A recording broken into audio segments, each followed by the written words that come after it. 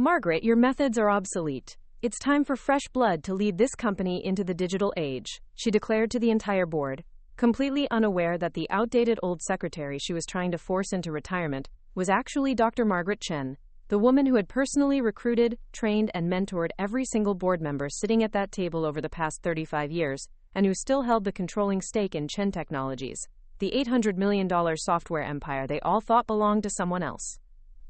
My name is Dr. Margaret Chen, and I am 70 years old.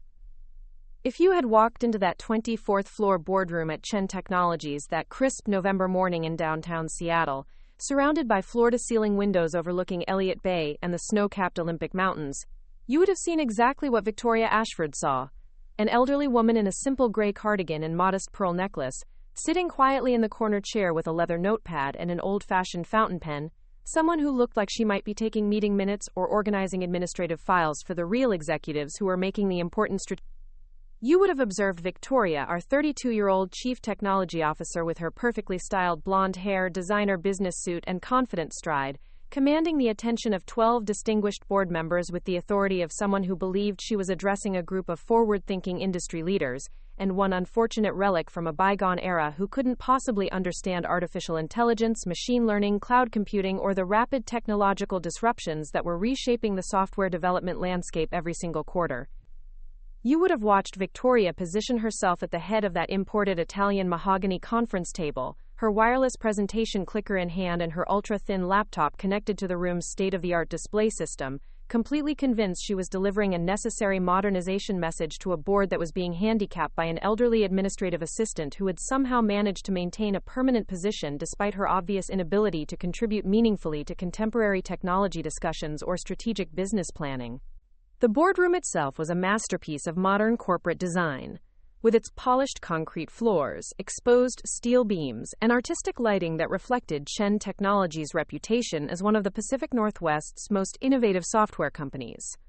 The 12 leather executive chairs surrounding the conference table were occupied by some of the region's most respected technology leaders, venture capitalists, and industry experts, each of whom commanded annual salaries exceeding $500,000 and held advanced degrees from institutions like Stanford, MIT, and Carnegie Mellon. You would have seen the slight smiles, polite nods, and occasional glances toward me as Victoria launched into her presentation about digital transformation imperatives and legacy personnel obsolescence, using terminology and concepts that she clearly assumed would sail completely over my head, while resonating with the sophisticated executives who actually understood the complexities of modern enterprise software development and emerging technology markets. Victoria's presentation slides were professionally designed, filled with compelling graphics about market disruption, competitive positioning, and technological innovation timelines that painted a picture of a company poised for explosive growth if only it could eliminate the outdated thinking and resistant personnel who were preventing it from achieving its full potential in the rapidly evolving software industry. Ladies and gentlemen, Victoria announced with the confidence of someone who had spent months preparing for this moment, Chen Technologies stands at a critical crossroads. We can either embrace the future with bold leadership and cutting-edge innovation, or we can allow ourselves to be held back by antiquated approaches and personnel who simply cannot adapt to the demands of 21st century technology development. Her presentation included detailed analysis of our competitors, market research about emerging technologies, and strategic recommendations that demonstrated impressive research and genuine understanding of industry trends and opportunities. Victoria had clearly invested significant time and effort into preparing a comprehensive modernization plan that addressed real challenges and proposed specific solutions for advancing Chen Technologies' market position and technological capabilities. But what made Victoria's presentation particularly revealing was not the quality of her research or the validity of her strategic recommendations. It was the underlying assumptions she made about organizational dynamics, personnel management, and the value of different types of experience and expertise within a technology company that had been successfully operating and growing for over 3 decades. One of our most significant challenges, Victoria continued, clicking to a slide titled Organizational Modernization Priorities, is the presence of legacy personnel who lack the technical background and contemporary business acumen necessary to contribute effectively to our strategic planning and operational execution in today's competitive marketplace. This statement was accompanied by a subtle but unmistakable glance in my direction, making it clear to everyone in the room that Victoria was referring specifically to my continued presence in company meetings and decision-making processes that she believed should be reserved for technologically sophisticated executives with relevant educational credentials and contemporary industry experience.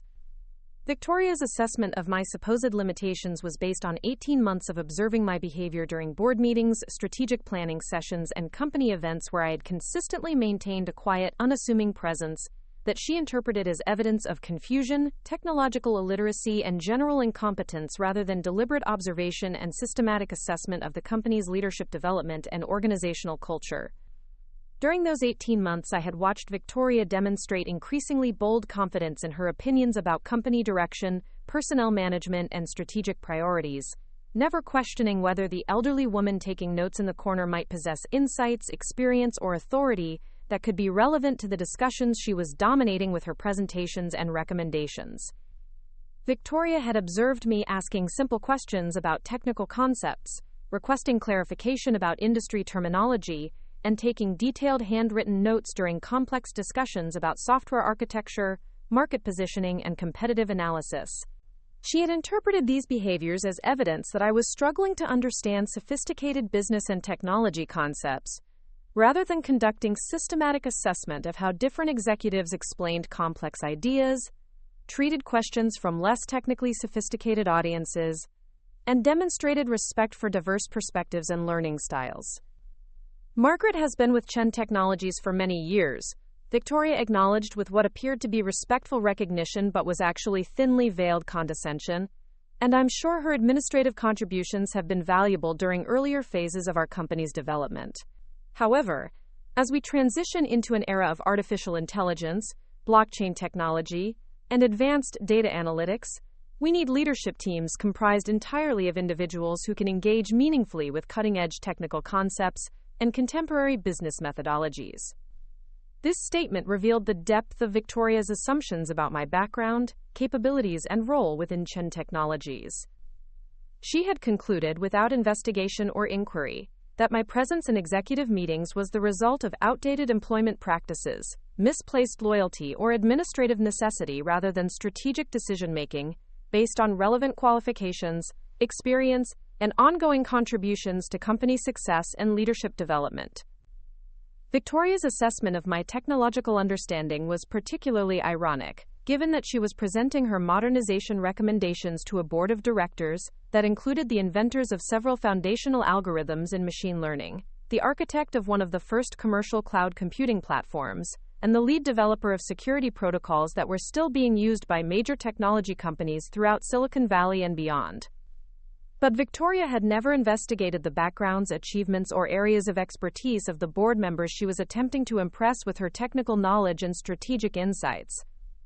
She had assumed that their willingness to listen respectfully to her presentations and ask thoughtful questions about her recommendations indicated that they were learning from her expertise rather than evaluating her understanding of concepts they had been developing and implementing for decades. The 12 board members sitting around that conference table represented a combined total of over 300 years of experience in software development, technology entrepreneurship, venture capital investment, and corporate leadership within the Pacific Northwest's technology sector.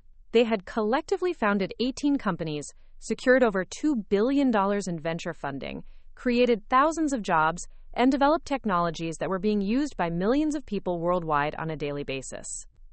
Dr. James Morrison, seated to Victoria's immediate right, had pioneered natural language processing algorithms that were foundational to modern search engines and virtual assistant technologies. Sarah Kim, the venture capitalist positioned across from me, had been instrumental in funding and developing some of the first commercial applications of machine learning in healthcare and financial services. Robert Zhang, the former Microsoft executive at the far end of the table, had led the development teams that created several widely used programming languages and development frameworks.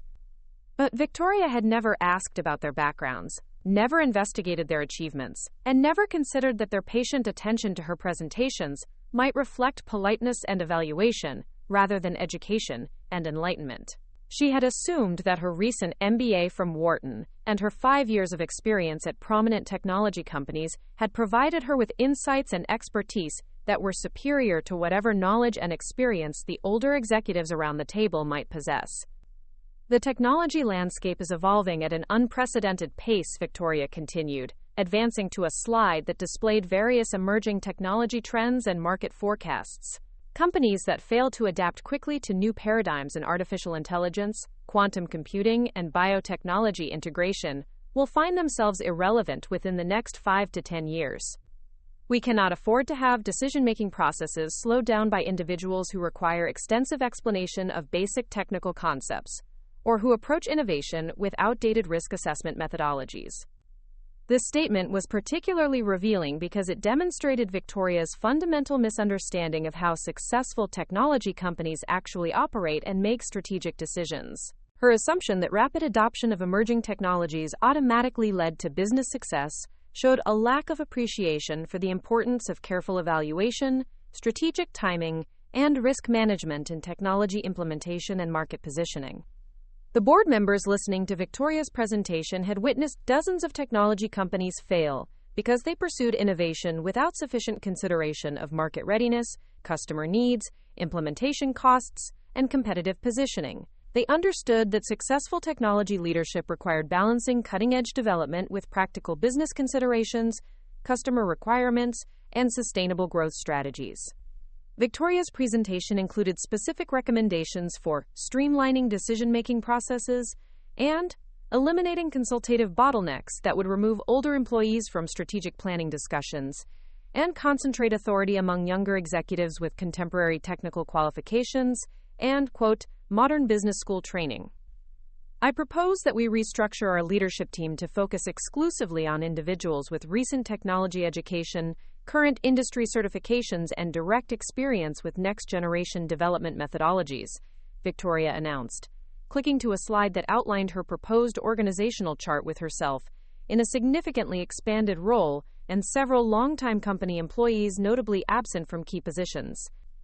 This organizational restructuring proposal represented the culmination of Victoria's 18-month campaign to position herself as the primary technology leader within Chen Technologies, while systematically marginalizing employees she viewed as outdated, technologically illiterate, or insufficiently qualified to contribute to contemporary business strategy and technical decision-making. But what Victoria didn't realize was that every presentation, every subtle dismissal, and every confident assumption she had made during those 18 months had been carefully observed and systematically documented by someone whose understanding of technology, business strategy, and organizational leadership far exceeded her own, and whose authority within Chen Technologies was about to be revealed in the most devastating demonstration of assumptions and consequences that she could ever imagine. The board members Victoria was trying to impress with her modernization recommendations were the same individuals I had personally recruited, mentored, and developed over the course of 3.5 decades of building Chen Technologies from a small consulting practice into one of the most successful and respected software companies in the Pacific Northwest region. Dr. Morrison's groundbreaking work in natural language processing had been conducted using research facilities and funding I had provided during the early years of Chen Technologies' expansion into artificial intelligence applications. Sarah Kim's venture capital success had been built on investment strategies and technology evaluation methodologies I had taught her during her 5-year apprenticeship as my strategic planning associate. Robert Zhang's programming language innovations had been developed and commercialized through Chen Technologies' Research and Development Division under my direct supervision and guidance. Each of the 12 board members had been personally selected, trained, and mentored by me during different phases of Chen Technologies' growth and development. They had learned technology evaluation, strategic planning, market analysis, and leadership skills through years of working directly with me on complex projects that had established our company's reputation for innovation, quality, and business excellence within the highly competitive software development industry. But Victoria had never investigated these relationships, never asked about the company's history, and never considered that the quiet, elderly woman taking notes in the corner might be the person responsible for developing the careers and expertise of every executive she was attempting to educate about modern technology and contemporary business practices. The 18 months of observation that had brought us to this moment of ultimate revelation had provided me with comprehensive insight into Victoria's character, values, and approach to leadership that would determine not only her future within Chen Technologies, but also her reputation and career prospects throughout the technology industry, where relationships, trust, and respect for experience were often more valuable than technical credentials and academic achievements. Victoria's treatment of me during board meetings had revealed her fundamental attitudes about age, authority, and the value of different types of knowledge and experience within technology organizations. Her consistent dismissal of my questions, her patronizing explanations of basic concepts she assumed I couldn't understand, and her systematic campaign to exclude me from important discussions had demonstrated character traits that were incompatible with Chen Technologies' culture of collaboration, learning, and respect for diverse perspectives and expertise.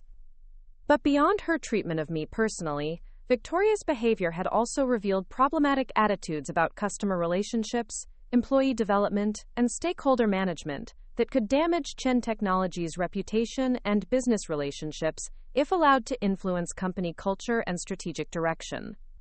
Victoria had consistently advocated for eliminating, quote, unnecessary consultative processes and, quote, inefficient consensus-building methodologies that she viewed as obstacles to rapid decision-making and technological implementation. Her recommendations for streamlining communication and reducing stakeholder input requirements reflected an approach to leadership that prioritized speed and efficiency over collaboration, customer feedback, and comprehensive risk assessment. These leadership preferences were fundamentally inconsistent with the values and methodologies that had made Chen Technologies successful over 3 decades of operation in the highly competitive and rapidly changing technology marketplace. Our company's reputation for quality, reliability, and customer satisfaction had been built on careful consultation, thorough testing, and collaborative development processes that ensured our software solutions met real customer needs and provided sustainable value over time.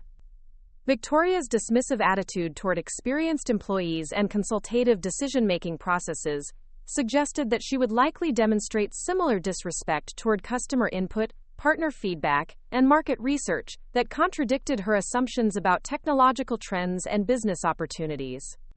As I sat in that corner chair, taking notes with my fountain pen while Victoria delivered her presentation about organizational modernization and personnel obsolescence, I knew that the moment had arrived to reveal the truth about assumptions, respect, and the treatment of people based on age, appearance, and perceived authority within technology organizations. The obsolete secretary, who supposedly needed to step aside for progress, was about to remind Victoria and everyone else in that boardroom exactly who had built Chen Technologies, who had trained every executive sitting at that conference table, and why experience, wisdom, and quiet observation could be far more powerful than youth, confidence, and loud assumptions when it came to understanding who really controlled the future of our company and the careers of everyone who worked within it. But before I revealed the devastating truth about Victoria's miscalculations and the consequences they would have for her professional future, I wanted to observe one final moment of her absolute confidence in her assessment of my limitations and her certainty about her own qualifications to lead Chen Technologies into what she believed would be a more successful and technologically advanced future. Because in just a few minutes, Victoria was going to discover that the elderly woman she had been systematically dismissing and attempting to force into retirement was actually Dr. Margaret Chen, the founder and majority owner of the company where she worked, the mentor who had developed every board member's expertise and career, and the technology pioneer whose innovations and leadership had created the very opportunities and success that Victoria was now trying to claim credit for and control. The woman Victoria thought was blocking progress was about to teach her the most expensive lesson about respect, assumptions, and the treatment of experienced professionals that any young executive could ever receive in the technology industry, where underestimating the quiet person taking notes in the corner could be the most devastating mistake of an entire career. To truly understand the devastating magnitude of Victoria's miscalculation and the systematic character assessment that had been unfolding for 18 months, you need to understand exactly who Victoria Ashford believed herself to be, who she thought I was, and how she had constructed an elaborate professional identity based on assumptions that were about to destroy everything she had worked to build within the technology industry. Victoria Marie Ashford had arrived at Chen Technologies 2 years earlier with credentials that were genuinely impressive by contemporary standards: a Master of Business Administration from the Wharton School of Business, a Bachelor of Science in Computer Engineering from Stanford University, and 5 years of progressive experience at prominent technology companies including Google, Amazon, and a well-funded artificial intelligence startup that had been acquired by Microsoft for $400 million. Her resume included involvement in high-profile projects, leadership roles in cross-functional teams, and recognition for innovative approaches to product development and market expansion that had contributed measurably to revenue growth and competitive positioning at each of her previous employers. Victoria had legitimately earned her reputation as a rising star in the technology industry, someone whose combination of technical competence and business acumen made her valuable to companies seeking leadership talent capable of navigating the complex intersection of innovation and commercial success. When Chen Technologies' previous Chief Technology Officer, Dr. Michael Rodriguez, had announced his retirement to pursue consulting opportunities and spend more time with his family, Victoria had emerged as the leading candidate from a competitive pool of over 200 applicants who had been evaluated through a comprehensive selection process involving technical assessments, strategic planning exercises, and extensive interviews with key stakeholders throughout the organization. Her presentation during the final interview process had been masterful, demonstrating sophisticated understanding of emerging technologies, clear vision for Chen Technologies' future development, and articulate communication skills that impressed every member of the evaluation committee. Victoria had outlined specific strategies for expanding our artificial intelligence capabilities, modernizing our development methodologies, and positioning the company for growth in rapidly evolving markets, including healthcare technology, financial services automation, and enterprise cloud solutions. But what had made Victoria's candidacy particularly compelling was her apparent enthusiasm for collaboration, learning, and integration with Chen Technologies' existing culture and leadership team. During her interviews, she had emphasized her commitment to building on the company's established strengths while bringing fresh perspectives and contemporary approaches that could enhance our competitive capabilities without disrupting the collaborative relationships and quality standards that had made us successful over 3 decades of operation. I'm excited about the opportunity to learn from Chen Technologies' experienced leadership team while contributing new ideas and methodologies that can help the company achieve even greater success in emerging markets, Victoria had stated during her final interview. I believe the combination of established expertise and contemporary innovation creates the strongest foundation for sustainable growth and market leadership in the technology sector. This statement had resonated strongly with the evaluation committee, particularly because it demonstrated respect for existing organizational knowledge, while expressing confidence in her ability to contribute meaningful improvements and innovations. Victoria's apparent appreciation for experienced leadership and collaborative decision-making had been a key factor in her selection for the Chief Technology Officer position. However, what none of us had anticipated during Victoria's hiring process was how dramatically her attitudes and behavior would change once she had established herself within the organization and begun to understand what she perceived as the company's internal power dynamics and decision-making structures.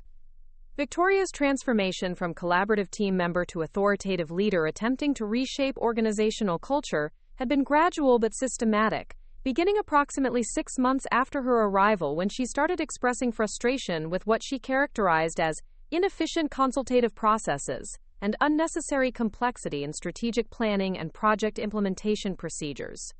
I think we could accelerate our development timeline significantly if we streamlined some of the review processes and reduced the number of stakeholders involved in routine technical decisions, Victoria had suggested during one of her early leadership team meetings. Many of our competitors are moving much faster because they have more efficient decision-making structures that don't require extensive consultation and consensus building for every implementation choice. This observation had been presented as constructive feedback aimed at improving operational efficiency, and initially, it had been received as valuable input from someone with fresh perspective on industry best practices and competitive positioning. Victoria's previous experience at larger technology companies had exposed her to different organizational methodologies and project management approaches that could potentially benefit Chen Technologies' operations and market responsiveness. But over the following months, Victoria's suggestions for streamlining and modernizing company procedures had increasingly focused on reducing the involvement of older employees, eliminating consultation requirements she viewed as outdated, and concentrating decision-making authority among younger executives with what she considered more relevant educational backgrounds and contemporary industry experience. I've noticed that some of our strategic planning discussions get bogged down by questions and concerns that reflect older approaches to technology implementation and risk assessment, Victoria had observed during a leadership retreat 6 months after her arrival. We might be more effective if we focus these discussions among team members who are familiar with current industry standards and contemporary business methodologies. This statement had been Victoria's first explicit suggestion that age and educational background should influence participation in company decision-making processes, though it had been presented diplomatically as a recommendation for improving meeting efficiency rather than a proposal for systematic exclusion of experienced employees. However, Victoria's comments during that leadership retreat had also revealed her fundamental misunderstanding of Chen Technologies' organizational culture and the sources of our competitive advantages in the technology marketplace. Her assumption that, quote, current industry standards and contemporary business methodologies were automatically superior to established practices reflected a lack of appreciation for the careful balance between innovation and stability that had enabled our company to thrive through multiple technology cycles and market disruptions over 3 decades. Chen Technologies' success had been built not on rapid adoption of every emerging trend or immediate implementation of every new methodology, but on thoughtful evaluation of innovations, strategic timing of technology investments, and careful integration of new capabilities with proven systems and processes that delivered consistent value to our customers and stakeholders. Victoria's previous experience at larger technology companies had exposed her to organizational environments where rapid change, aggressive competition, and constant innovation were necessary for survival in markets dominated by companies with massive resources and global reach. But she had failed to recognize that Chen Technologies' position as a regional leader in specialized software development required different strategies and methodologies that prioritized quality, customer relationships, and sustainable growth over speed and market disruption. The leadership retreat, where Victoria had first suggested age-based limitations on strategic planning participation, had also been the occasion when I had begun my systematic observation and character assessment of her attitudes toward experienced employees and collaborative decision-making processes. During that retreat, held at a conference center overlooking Puget Sound, Victoria had presented a comprehensive analysis of Chen Technologies' competitive position and strategic opportunities that demonstrated impressive research and genuine understanding of market dynamics and technological trends. Her presentation had included detailed comparisons with competitors, analysis of emerging customer requirements, and specific recommendations for product development and market expansion that reflected sophisticated business thinking and strategic planning capabilities. But Victoria's presentation had also revealed concerning assumptions about organizational dynamics and personnel management that suggested potential conflicts with Chen Technologies' culture and values. Her repeated references to legacy thinking, outdated approaches, and contemporary qualifications had indicated that she viewed the company's experienced employees as obstacles to progress rather than valuable sources of knowledge and institutional memory. One of our biggest challenges, Victoria had stated during her retreat presentation, is ensuring that our strategic planning processes are dominated by individuals who understand current technology trends and contemporary market dynamics, rather than being influenced by perspectives that reflect older paradigms and outdated business models. This statement had been accompanied by what appeared to be respectful acknowledgement of experienced employees' past contributions, but Victoria's tone and emphasis had made it clear that she viewed age and tenure as indicators of diminished relevance, rather than accumulated wisdom and institutional knowledge. More troubling had been Victoria's assumption that strategic planning should be, quote, quote, tetrite, quote, rather than benefiting from diverse perspectives and comprehensive consultation with stakeholders who possessed different types of expertise and experience.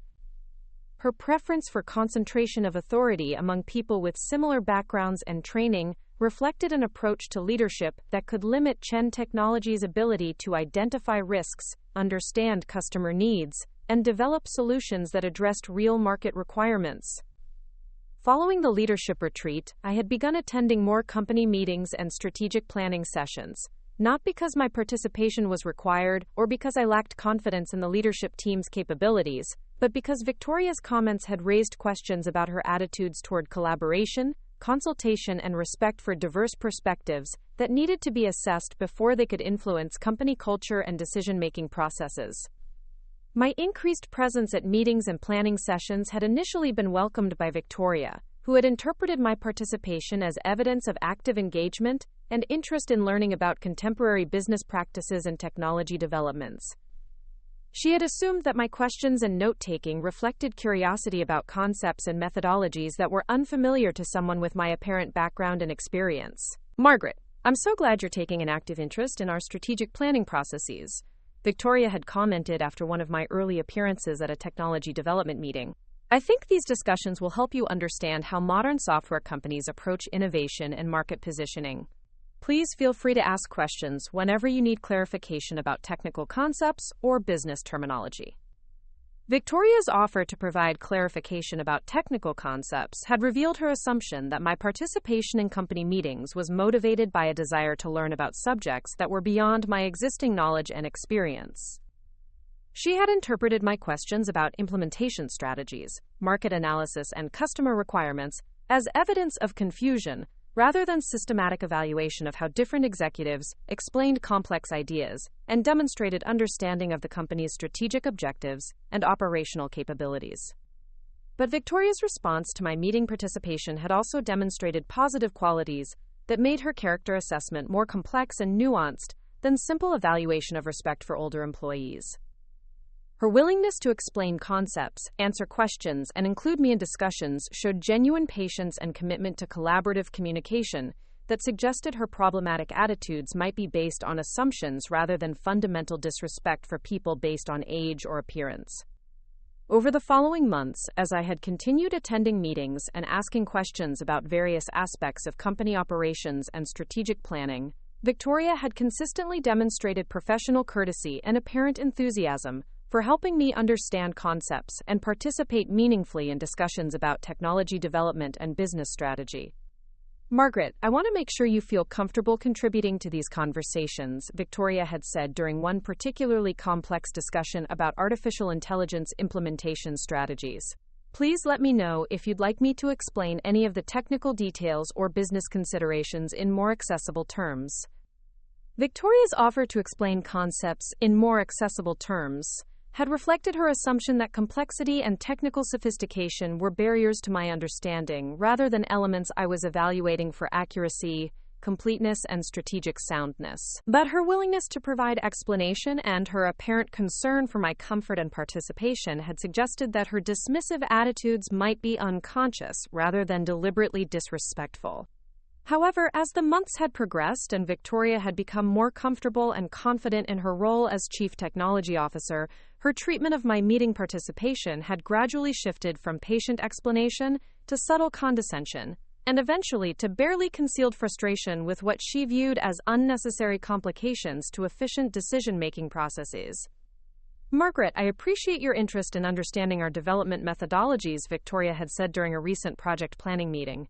"But I think some of these technical discussions might be more productive if we focused on implementation details rather than spending time on background explanations that might not be directly relevant to people without software development experience." This statement had marked Victoria's transition from viewing my participation as welcome learning opportunity to treating it as impediment to productive discussion among qualified participants. Her suggestion that technical discussions should focus on implementation details rather than background explanations had revealed her assumption that my questions reflected lack of technical knowledge rather than systematic evaluation of project planning approaches and risk assessment methodologies. But Victoria's growing impatience with my meeting participation had also coincided with increasingly bold assertions about organizational modernization and personnel management that revealed the depth of her assumptions about age, authority, and qualifications for participation in company leadership and strategic planning processes. "I think Chen Technologies would benefit from establishing clearer criteria for participation in strategic planning discussions," Victoria had suggested during a recent leadership team meeting. We should focus these important conversations among individuals who have direct responsibility for implementation and who possess the technical background necessary to evaluate complex development decisions and market positioning strategies. Quote, Victoria's recommendation for a clearer criteria for meeting participation had been her most explicit suggestion that age, educational background, and technical credentials should determine access to company decision-making processes. Her emphasis on quote, direct responsibility for implementation and technical background had been designed to exclude employees like me, who she viewed as lacking relevant qualifications and contemporary experience. But what Victoria had failed to recognize was that every suggestion for organizational restructuring, every recommendation for limiting participation in strategic planning, and every assumption about qualifications and authority had been carefully observed and documented by someone whose understanding of Chen Technologies' history, culture, and competitive advantages far exceeded her own. The 18 months of character assessment that had brought us to this moment of ultimate confrontation had revealed that Victoria's problematic attitudes toward experienced employees were not simply matters of communication style or unconscious bias, but fundamental assumptions about worth, authority, and decision-making capacity that were incompatible with Chen Technologies' values and potentially damaging to our organizational culture and business relationships. Victoria's consistent pattern of dismissing questions, limiting participation, and advocating for age-based exclusion from strategic planning had demonstrated character traits that could affect not only her relationships with experienced employees, but also her interactions with customers, partners, and stakeholders who might not meet her criteria for contemporary qualifications and technical sophistication. The woman who believed she was modernizing Chen Technologies through elimination of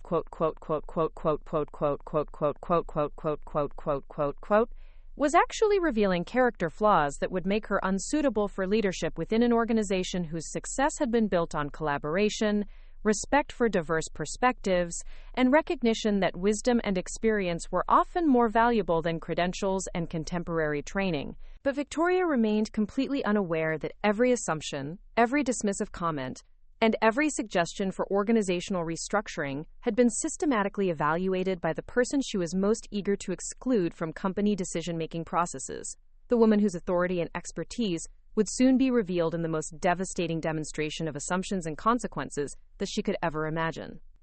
The obsolete secretary, taking notes in the corner, was actually conducting the most comprehensive leadership evaluation and character assessment that Victoria would ever experience, and the results were about to determine not only her future at Chen Technologies, but her reputation and career prospects throughout the technology industry, where respect, collaboration, and wisdom were often more important than youth, confidence, and impressive credentials. The systematic character testing that would eventually expose Victoria's fundamental disrespect for experienced professionals and cost her everything she had worked to build in the technology industry began on a rain-soaked February morning, when what appeared to be a routine client crisis provided me with the perfect opportunity to observe how she treated people she believed were beneath her notice, when she thought no one important was watching or keeping score. It was 6:47 a.m. when my personal phone rang with a call from James Patterson, the Chief Information Officer at Cascade Healthcare Systems, one of Chen Technologies' most important clients, and a relationship that had been carefully cultivated over 15 years of collaborative software development and implementation services. James's voice carried the unmistakable tension of someone facing a critical system failure that could affect patient care and regulatory compliance at 12 hospitals throughout the Pacific Northwest. "Margaret, we're experiencing a catastrophic failure in our patient data integration system," James explained, his usual calm professionalism strained by the urgency of the situation. "The backup protocols aren't functioning properly, and we're looking at potential disruption to electronic health records access for over 300,000 patients. We need Chen Technologies' emergency response team here immediately." The patient data integration system that James was describing represented one of Chen Technologies' most sophisticated and mission-critical software implementations. A complex network of databases, security protocols, and real-time synchronization processes that enabled Cascade Healthcare's physicians and nurses to access complete patient information instantly from any location within their hospital network. The system processed over 2.3 million data transactions daily and maintained integration with 17 different medical equipment manufacturers pharmaceutical databases, and regulatory reporting systems required for healthcare operations.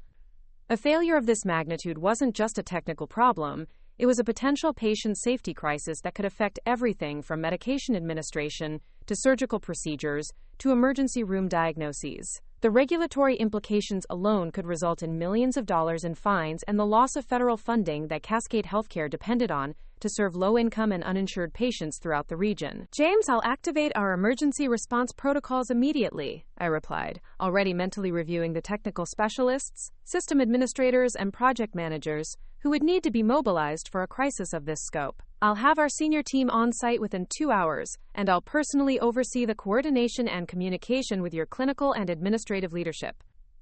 But as I prepared to implement Chen Technologies' emergency response procedures, I realized that this crisis would provide an unprecedented opportunity to observe Victoria's approach to client relationships, crisis management, and collaboration with team members when the stakes were highest and the pressure was most intense. How she handled this situation would reveal more about her character, leadership capabilities, and respect for different types of expertise than months of routine meetings and strategic planning discussions. I decided to test Victoria's response by initially presenting myself as someone who was concerned about the crisis, but lacked the technical expertise and authority to coordinate the emergency response independently. This would allow me to observe how she treated less technically sophisticated colleagues during high-pressure situations, and whether she demonstrated the collaborative leadership and respectful communication that were essential for maintaining Chen Technologies' reputation for customer service and crisis management. At 7:15 a.m., I called Victoria's direct line and reached her just as she was arriving at the Chen Technologies headquarters building in downtown Seattle. Her office was on the 18th floor, with windows facing Elliott Bay and a view of the ferries that carried commuters between Seattle and the Olympic Peninsula each morning during rush hour. "Victoria, this is Margaret," I said, allowing a note of anxiety and uncertainty to color my voice. "I just received a very concerning call from James Patterson at Cascade Healthcare. They're experiencing some kind of major system failure, and he seemed quite worried about the implications for patient care. I'm not sure exactly what needs to be done, but he said they need our emergency response team immediately." Victoria's initial response to this crisis notification would establish the pattern that would characterize her behavior throughout the testing period. Rather than asking for specific details about the system failure, requesting clarification about my conversation with James, or suggesting that we immediately involve Chen Technologies' technical specialists who were most familiar with Cascade Healthcare's implementation, Victoria's first reaction was to take control of the situation and position herself as the primary decision-maker and crisis coordinator. "Margaret, don't worry about this," Victoria replied, with the confident tone of someone who believed she was reassuring a confused elderly colleague who had become overwhelmed by a situation beyond her understanding. "Healthcare system failures are complex technical problems that require specialized knowledge and contemporary crisis management methodologies. I'll handle the coordination with Cascade Healthcare and deploy our appropriate technical resources." This response revealed several troubling assumptions about my capabilities and role within Chen Technologies' client relationship management and crisis response procedures. Victoria had immediately assumed that my concern about the situation reflected technological confusion rather than genuine understanding of the crisis implications and client relationship considerations that needed to be addressed alongside the technical repair work. Her statement about specialized knowledge and contemporary crisis management methodologies suggested that she viewed the Cascade Healthcare emergency as an opportunity to demonstrate her technical expertise and leadership capabilities rather than a collaborative challenge that would require careful coordination among multiple specialists with different areas of knowledge and experience. "Victoria, I appreciate you taking charge of this situation," I replied, maintaining my concerned but deferential tone while carefully observing her approach to crisis management and client communication. James seemed particularly worried about patient safety implications and regulatory compliance issues. "Should I let him know that you'll be coordinating our response? Or would you prefer to contact him directly?" Victoria's response to this question would reveal her assumptions about client relationships, communication protocols, and the appropriate roles for different Chen Technologies employees during crisis situations. Her answer would also demonstrate whether she understood the importance of maintaining continuity in client relationships and respecting established communication channels that had been developed over years of collaborative project work. Margaret, I think it would be best if I handle all communication with Cascade Healthcare directly, Victoria replied, her tone suggesting that she viewed my previous client contact as potentially problematic rather than valuable preliminary information gathering. Healthcare clients require very specific technical language and precise status updates that need to come from someone with appropriate qualifications and contemporary knowledge of healthcare system architecture. This statement revealed Victoria's assumption that James Patterson and other Cascade Healthcare executives would be unable to communicate effectively with Chen Technologies employees who lacked specific technical credentials or contemporary training in healthcare technology systems. Her belief that client communication required appropriate qualifications suggested that she viewed customer relationships as primarily technical interactions rather than collaborative partnerships that benefited from diverse perspectives and long-term trust. More significantly, Victoria's insistence on controlling all client communication demonstrated a lack of understanding about how Chen Technologies had built and maintained successful relationships with major clients over decades of operation. Our reputation for exceptional customer service and crisis response had been established through collaborative approaches that emphasized continuity, personal relationships, and comprehensive support, rather than technical expertise alone. But Victoria's takeover of the Cascade Healthcare crisis response also provided me with the perfect opportunity to observe her actual technical capabilities, project management skills, and leadership approach when she believed she was operating independently and making decisions without oversight from more experienced colleagues or supervisors. Over the following 12 hours, as Victoria coordinated Chen Technologies' emergency response to the Cascade Healthcare system failure, I maintained discreet observation of her decision-making process, communication style, and collaboration with the technical specialists who were actually diagnosing and repairing the complex software and database problems that had caused the patient data integration crisis. Victoria's approach to crisis management revealed both impressive capabilities and concerning character traits that would become central to the comprehensive leadership assessment I was conducting. Her technical knowledge was genuinely sophisticated, her project coordination skills were well developed, and her ability to understand complex system architectures and failure scenarios was clearly at the professional level required for Chief Technology Officer responsibilities. Victoria correctly identified that the Cascade Healthcare crisis involved multiple interconnected failures in database synchronization protocols, security authentication systems, and real-time data processing algorithms that required coordinated repair efforts by specialists in different technical disciplines. Her initial assessment of the problem scope and resource requirements was accurate and comprehensive, demonstrating genuine understanding of healthcare system architecture and emergency response procedures. We're looking at cascading failures across 3 primary system components, Victoria explained during her first coordination call with the Chen Technologies emergency response team. The database synchronization protocols failed first, which triggered authentication errors that overwhelmed the real-time processing systems. We need specialists in each area working simultaneously to prevent further data integrity problems and restore full functionality. This technical analysis was sophisticated and accurate, showing that Victoria possessed the knowledge and analytical capabilities necessary to coordinate complex crisis response efforts. Her ability to quickly understand the interconnected nature of the system, failures, and organize appropriate technical resources demonstrated competence that justified her position as Chief Technology Officer. However, as the crisis response progressed throughout the morning and afternoon, Victoria's interactions with Chen Technologies' technical specialists and Cascade Healthcare's clinical staff revealed problematic attitudes about collaboration, communication, and respect for different types of expertise that would prove to be fundamentally incompatible with our company's culture and client relationship standards. Dr. Patricia Williams, Chen Technologies' senior database architect and a specialist in healthcare data systems with over 20 years of experience in patient information management and regulatory compliance, had been the first technical expert to arrive at Cascade Healthcare's main data center in Bellevue. Patricia's expertise in healthcare database design and implementation had been instrumental in developing the original patient data integration system, and her knowledge of the specific configuration and customization details was essential for understanding what had caused the failures and how they could be repaired most efficiently. But when Patricia called Victoria to provide her initial assessment of the database problems and request authorization for specific repair procedures, Victoria's response revealed concerning assumptions about authority, technical decision-making, and the appropriate roles for experienced specialists during crisis situations.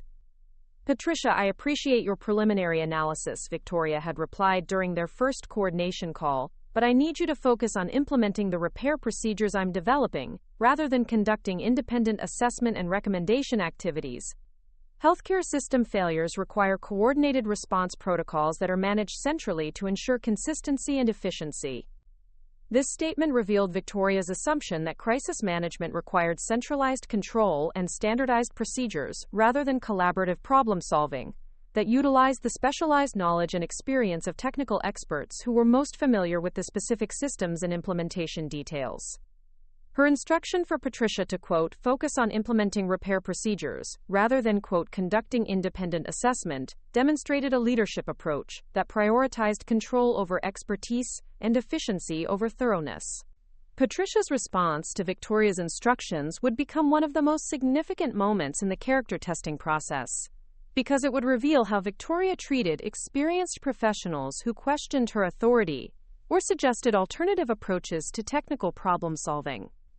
"Victoria, I understand the need for coordination," Patricia replied carefully, "but the database configuration at Cascade Healthcare includes several custom modifications and integration protocols that aren't documented in our standard procedures. I think we need to conduct thorough diagnostic testing before implementing any repair procedures that could affect patient data integrity or regulatory compliance."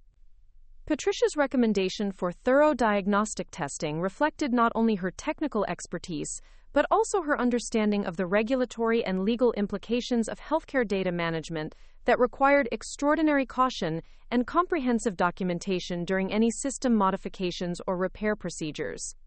Her concern about patient data integrity demonstrated the kind of careful, risk-aware approach that had made Chen Technologies successful in healthcare technology implementations. But Victoria's response to Patricia's professional recommendation would reveal the depth of her assumptions about authority, experience, and the appropriate balance between speed and caution during crisis management situations. "Patricia, I appreciate your concerns about diagnostic procedures," Victoria replied, her tone showing obvious impatience with what she viewed as unnecessary complications to efficient crisis resolution. "However, we don't have time for extensive testing and documentation when Cascade Healthcare is experiencing active patient care disruptions. We need to implement proven repair procedures quickly and adjust our approach based on results rather than spending hours on preliminary analysis." This response demonstrated Victoria's fundamental misunderstanding of healthcare technology crisis management and the regulatory requirements that governed any modifications to patient data systems. Her emphasis on proven repair procedures and quick implementation showed a lack of appreciation for the unique considerations that made healthcare technology different from commercial software development and crisis response. More troubling was Victoria's dismissal of Patricia's expertise and professional judgment about diagnostic procedures and risk assessment. Her characterization of comprehensive testing as unnecessary complications revealed an approach to leadership that prioritized her own decision-making authority over the specialized knowledge and experience of technical experts who were most qualified to assess risks and recommend appropriate procedures. Patricia's reaction to Victoria's dismissal of her professional recommendations would become a crucial moment in the character testing process, because it would demonstrate how experienced Chen Technologies employees responded to leadership that failed to respect their expertise and judgment during high-stakes technical situations. "Victoria, I need to respectfully disagree with that approach," Patricia replied, her professional composure clearly strained by Victoria's dismissal of her concerns about patient data safety and regulatory compliance. Healthcare data systems require different crisis management protocols than commercial applications. Any modifications to patient information databases must be thoroughly tested and documented to prevent data corruption and regulatory violations, that could affect Cascade Healthcare's licensing and federal funding. Patricia's willingness to respectfully disagree with Victoria's instructions demonstrated the kind of professional courage and commitment to quality standards that had made Chen Technologies successful in complex, high-stakes technology implementations. Her emphasis on regulatory compliance and patient safety reflected understanding of the broader implications of technical decisions that went beyond immediate crisis resolution to long-term client relationships and legal responsibilities. But Victoria's response to Patricia's professional disagreement would reveal character traits that were fundamentally incompatible with Chen Technologies' collaborative culture and commitment to comprehensive quality standards in client service and technical implementation. Patricia, I understand your preference for thorough documentation and testing procedures, Victoria replied, her tone becoming noticeably more authoritative and less collaborative. However, as Chief Technology Officer, I'm responsible for coordinating this crisis response and making the strategic decisions about resource allocation and implementation priorities. I need you to follow the procedures I'm establishing, rather than pursuing independent analysis that could delay restoration of critical patient care systems. This statement marked Victoria's transition from collaborative crisis management to authoritarian control that prioritized her authority over the expertise and professional judgment of experienced technical specialists. Her emphasis on strategic decisions and resource allocation revealed an approach to leadership that treated crisis management as an opportunity to demonstrate command authority rather than coordinate collaborative problem-solving among qualified experts. Victoria's instruction for Patricia to follow procedures rather than pursue independent analysis demonstrated fundamental misunderstanding of how complex technical problems were actually solved and how successful crisis response required utilizing the specialized knowledge and experience of technical experts rather than implementing standardized procedures that might not address the specific characteristics and requirements of each unique situation. But the most revealing aspect of Victoria's response to Patricia's concerns was her characterization of comprehensive diagnostic testing as potentially delaying, quote, restoration of critical patient care systems. This statement showed that Victoria viewed technical caution and regulatory compliance as obstacles to efficient crisis resolution rather than essential elements of responsible healthcare technology management. Over the following hours, as the Cascade Healthcare crisis response continued, Victoria's interactions with other Chen Technologies technical specialists revealed the same pattern of dismissing expertise, controlling decision-making, and prioritizing speed over thoroughness that had characterized her treatment of Patricia's professional recommendations. Michael Zhang, our senior network security specialist and an expert in healthcare data protection protocols, had identified potential vulnerabilities in the authentication systems that had contributed to the patient data integration failures. His analysis suggested that the crisis had been caused not only by technical malfunctions, but also by security configuration problems that could have made patient information vulnerable to unauthorized access during the system restoration process. Victoria, I'm finding evidence that the authentication failures may have created temporary security gaps that could have exposed patient data during the initial system breakdown, Michael reported during his security assessment call. I recommend that we conduct comprehensive security auditing before we restore full system access to ensure that no patient information was compromised and that we've eliminated any ongoing vulnerabilities. Michael's recommendation for comprehensive security auditing reflected not only his technical expertise in healthcare data protection, but also his understanding of the legal and regulatory requirements that governed patient information security and the potential liability issues that could affect both Cascade Healthcare and Chen Technologies if patient data had been exposed or compromised during the system failures. But Victoria's response to Michael's security concerns would demonstrate the same dismissive approach to expert recommendations and collaborative decision-making that had characterized her treatment of Patricia's diagnostic and testing suggestions. Michael, I appreciate your attention to security considerations, Victoria replied, but our primary focus needs to be restoring patient care functionality as quickly as possible. We can address security auditing and vulnerability assessment after we've resolved the immediate crisis and restored normal operations for Cascade Healthcare's clinical staff. Victoria's decision to defer security auditing until after system restoration revealed a fundamental misunderstanding of healthcare technology crisis management and the regulatory requirements that made security assessment an integral part of any repair process rather than a secondary consideration that could be addressed after normal operations were restored. Her characterization of security auditing as separate from restoring patient care functionality demonstrated a lack of understanding about how patient data protection and system functionality were interconnected elements of healthcare technology that couldn't be addressed independently without creating additional risks and potential regulatory violations. But the most troubling aspect of Victoria's response to Michael's security concerns was her apparent willingness to accept potential patient data exposure and security vulnerabilities in order to achieve faster crisis resolution and demonstrate her efficiency as a crisis manager and technical leader. As the afternoon progressed and Victoria continued coordinating the Cascade Healthcare crisis response, her systematic dismissal of expert recommendations and her insistence on controlling all decision-making had created growing tension among Chen Technologies technical specialists and increasing concern about the quality and comprehensiveness of the repair procedures that were being implemented under her direction. By 4:30 p.m., when the immediate system failures had been resolved and basic patient data access had been restored, Victoria's crisis management approach had achieved the primary objective of restoring Cascade Healthcare's operations within the time frame that had been requested by their clinical and administrative leadership.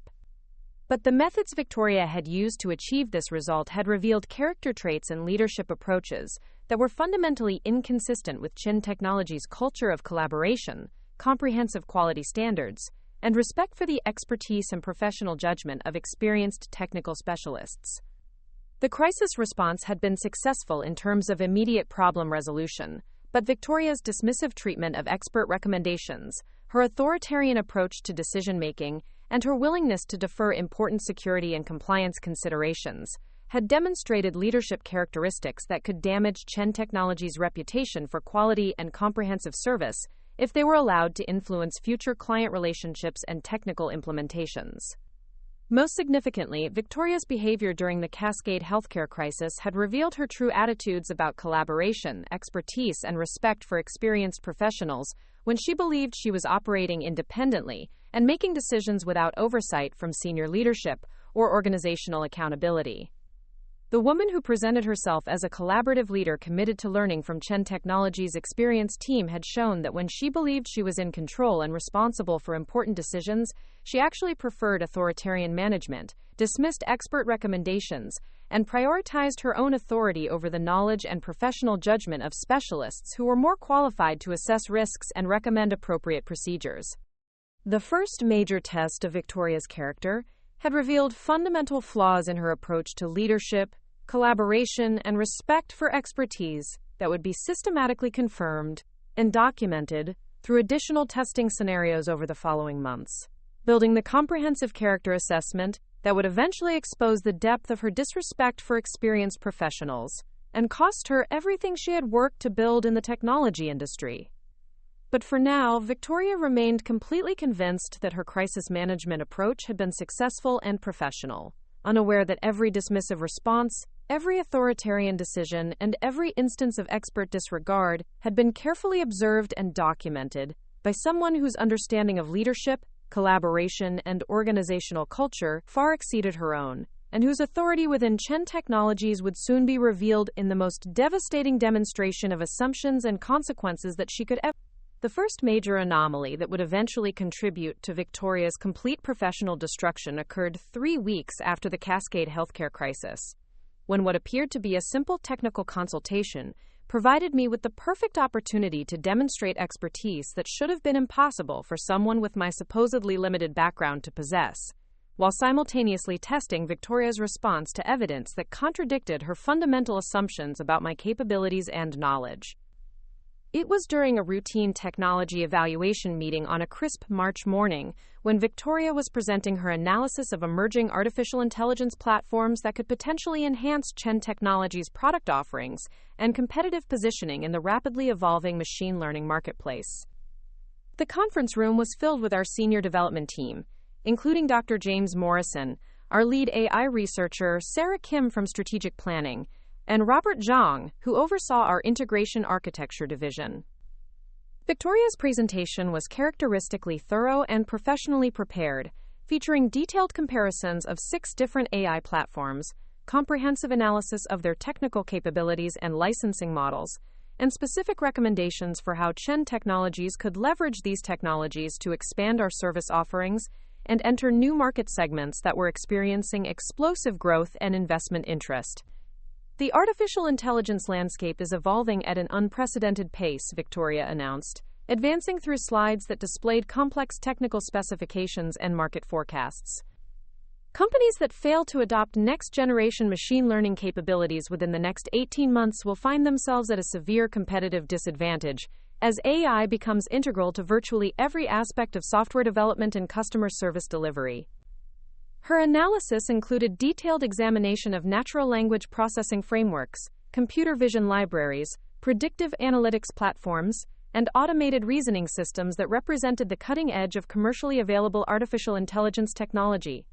Victoria's technical knowledge was genuinely impressive, demonstrating sophisticated understanding of algorithm architectures, training methodologies, and implementation considerations that reflected extensive research and professional-level expertise in machine learning systems. I've identified 3 primary platforms that align with Chen Technologies' development capabilities and customer requirements, Victoria continued, highlighting her top recommendations with laser-pointer precision. TensorFlow Enterprise offers the most comprehensive development environment, PyTorch Professional provides superior research flexibility, and Microsoft's Cognitive Services delivers the best integration with existing enterprise systems. Victoria's platform recommendations were well-reasoned and technically sound, reflecting careful analysis of our company's existing infrastructure, development team capabilities, and customer base characteristics. Her evaluation criteria included factors like learning curve requirements, licensing costs, scalability considerations, and long-term vendor stability that demonstrated sophisticated understanding of enterprise technology adoption and strategic planning processes. But as Victoria's presentation progressed through technical specifications and implementation timelines, I decided to test her response to questions and observations that would reveal knowledge and experience that should have been completely impossible for someone with my apparent background and educational limitations to possess. Victoria, this is fascinating analysis, I began, raising my hand with the diffident manner of someone seeking clarification about concepts that might be beyond her understanding. I'm curious about the comparative performance characteristics of these platforms when dealing with sparse data matrices and high-dimensional feature spaces. Have you evaluated their efficiency with gradient descent optimization algorithms, particularly in scenarios involving non-convex loss functions? The silence that followed my question was immediate and profound. Every person in that conference room understood that the terminology I had just used, sparse data matrices, high-dimensional feature spaces, gradient descent optimization, non-convex loss functions, represented advanced mathematical concepts and machine learning theory that required graduate-level education in computer science or mathematics to understand, let alone discuss intelligently. Victoria stared at me with obvious confusion, clearly struggling to process how the elderly administrative assistant, who had been taking notes with her fountain pen, had just demonstrated sophisticated knowledge of artificial intelligence algorithms and mathematical optimization theory that exceeded the technical depth of her own presentation. Dr. Morrison, who had been quietly reviewing Victoria's technical specifications, looked up from his notes with undisguised surprise and growing interest in my unexpected demonstration of expertise in his specialized field of research. Sarah Kim's expression showed similar bewilderment at the disconnect between my apparent role and the advanced technical knowledge I had just revealed. Margaret, Victoria replied carefully, her professional composure clearly strained by the need to respond to technical questions she hadn't anticipated from someone she had assumed lacked relevant educational background or industry experience. Those are very specific technical considerations.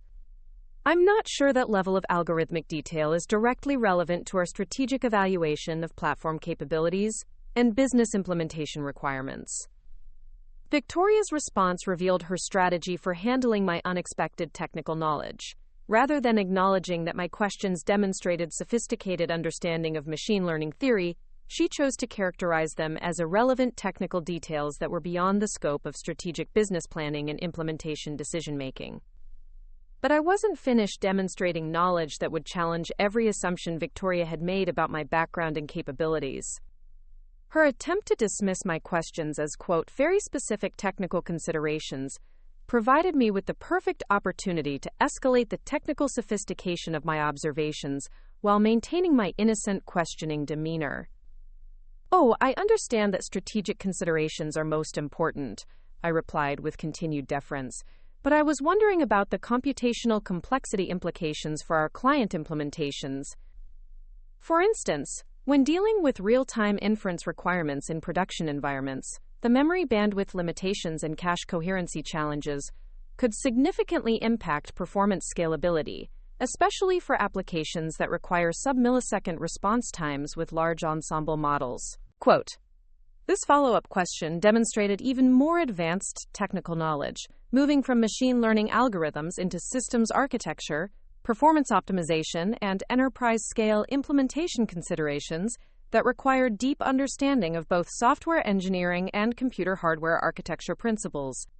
The terminology I was using, computational complexity, memory bandwidth limitations, cache coherency, sub-millisecond response times, ensemble models, represented concepts that were typically understood only by senior software architects and performance engineering specialists with years of experience in high-performance computing and enterprise system design. Victoria's expression showed growing alarm as she realized that my technical questions were not only sophisticated, but specifically targeted at aspects of AI platform implementation that her presentation had not addressed in sufficient depth. Her strategic business analysis had focused on features, licensing, and general capabilities, but had not included the kind of detailed performance engineering considerations I was raising. "Margaret, those are certainly important technical factors," Victoria replied, her tone becoming noticeably more defensive as she struggled to maintain her position as the technical expert while addressing questions that revealed gaps in her own analysis. "However, I think those implementation details would be better addressed during the detailed engineering phase rather than during strategic platform selection and business planning discussions." Victoria's response demonstrated her continued strategy of dismissing my technical expertise as inappropriate for strategic decision-making, rather than acknowledging that my questions revealed knowledge and experience that contradicted her assumptions about my background and qualifications. Her suggestion that performance engineering considerations should be deferred to a quote, detailed engineering phase showed a lack of understanding about how successful technology adoption required integrated consideration of business requirements and technical implementation constraints. But Dr. Morrison's reaction to my questions would provide the first external validation that my technical knowledge was not only sophisticated but specifically relevant to the platform evaluation and selection process that Victoria was leading. "Actually, Margaret raises excellent points about performance scalability drive," Morrison interjected, his tone showing professional respect for the technical insights I had contributed to the discussion. "The computational complexity and memory architecture considerations she's mentioned are critical factors for our healthcare and financial services clients who require real-time AI processing with strict latency requirements and regulatory compliance constraints."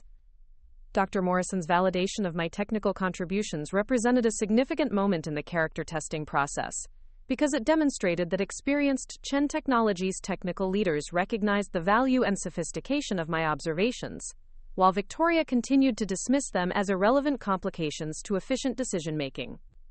"Margaret, I'm curious about your background with high-performance computing and AI system architecture," Dr. Morrison continued, his professional interest clearly aroused by the depth of technical knowledge I had demonstrated. "Your questions about gradient optimization and cache coherency suggest experience with enterprise-scale machine learning implementations.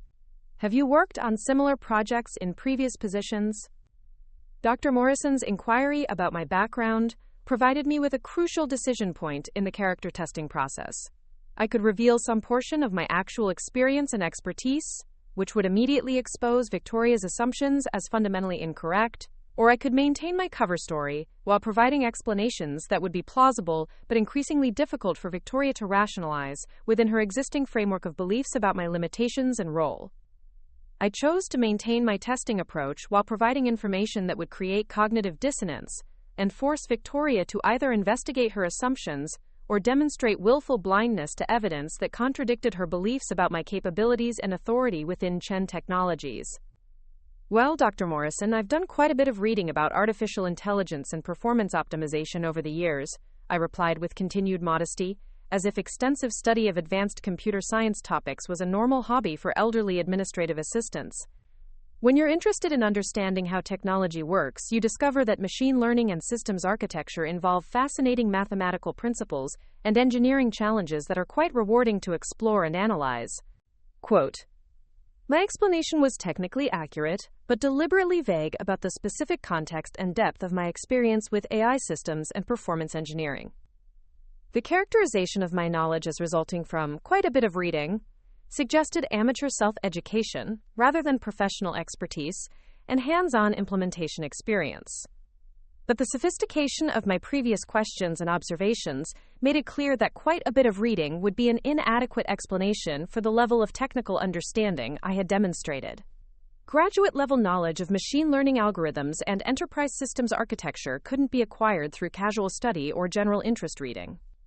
Victoria's response to my explanation would reveal whether she was capable of recognizing and investigating evidence that contradicted her assumptions, or whether she would choose to rationalize and dismiss information that threatened her beliefs about organizational dynamics and her own position as the primary technical authority within Chen Technologies. That's very impressive self-directed learning, Margaret, Victoria replied, her tone suggesting patronizing approval of what she characterized as amateur educational efforts rather than recognition of professional-level expertise. It's wonderful that you've taken such an active interest in understanding contemporary technology concepts. I think these kinds of technical discussions will help you appreciate the complexity of the strategic decisions we need to make about platform adoption and implementation planning. Victoria's response revealed her complete commitment to maintaining her assumptions about my limitations despite clear evidence that contradicted those beliefs. Her characterization of my technical knowledge as self-directed learning, and her suggestion that technical discussions would help me appreciate complexity, demonstrated willful blindness to the sophistication of the expertise I had demonstrated. More troubling was Victoria's patronizing tone and her assumption that my purpose in asking technical questions was to understand contemporary technology concepts, rather than to contribute meaningful insights to strategic planning and decision-making processes. Her response showed that she preferred to maintain her beliefs about my limitations rather than investigating whether those beliefs might be fundamentally incorrect. But I wasn't finished testing Victoria's willingness to investigate contradictory evidence and reconsider her assumptions about my background and capabilities. Her dismissive response to my technical expertise provided me with the opportunity to escalate the sophistication of my contributions, while observing whether she would eventually recognize that her fundamental understanding of my role and qualifications might be completely wrong. Victoria, I appreciate your encouragement of my learning efforts, I continued, maintaining my deferential tone while preparing to demonstrate even more advanced technical knowledge. I was also curious about the data governance and privacy implications of these AI platforms, particularly regarding compliance with GDPR, CCPA, and HIPAA requirements for our international and healthcare clients. Have you evaluated their capabilities for federated learning architectures that could enable collaborative model training while maintaining data sovereignty and privacy preservation? This question demonstrated knowledge of data privacy law, international regulatory compliance, and advanced machine learning architectures that represented the intersection of legal, technical, and business considerations at the highest levels of enterprise technology planning and implementation. The terminology I was using, data governance, GDPR, CCPA, HIPAA, compliance, federated learning, data sovereignty, privacy preservation, required understanding of complex legal frameworks, international regulations, and cutting-edge AI research that was typically possessed only by senior technology executives and legal specialists, with specific expertise in privacy law and enterprise compliance requirements. Victoria's expression showed obvious distress as she realized that my questions were not only technically sophisticated, but specifically focused on regulatory and compliance considerations that her platform analysis had not addressed comprehensively. Her business-focused evaluation had considered general privacy features, but had not included detailed analysis of international compliance requirements or advanced privacy-preserving technologies. Margaret, those are certainly important compliance considerations, Victoria replied, her professional composure clearly strained by the need to acknowledge technical and legal complexities that exceeded the scope of her prepared analysis. However, I think regulatory compliance and privacy architecture would be better evaluated by our legal and compliance teams, rather than during technical platform selection discussions. Victoria's response demonstrated her continued strategy of compartmentalizing different aspects of technology evaluation, rather than recognizing that successful enterprise AI implementation required integrated consideration of technical capabilities, business requirements, regulatory compliance, and legal considerations that couldn't be addressed independently without creating implementation risks and potential liability issues. But her suggestion that compliance considerations should be handled by, quote, legal and compliance teams, rather than integrated into technical platform evaluation, revealed a fundamental misunderstanding of how contemporary AI implementations actually worked, and how successful technology adoption required collaboration among technical, legal, and business specialists throughout the planning and selection process. Sarah Kim's reaction to my compliance questions would provide additional validation that my observations were not only sophisticated, but specifically relevant to Chen Technologies' client requirements and business considerations that needed to be addressed during platform evaluation rather than deferred to later implementation phases. Actually, Margaret's questions about regulatory compliance are crucial for our platform selection, Sarah interjected, her tone showing professional appreciation for the business and legal insights I had contributed to the technical discussion.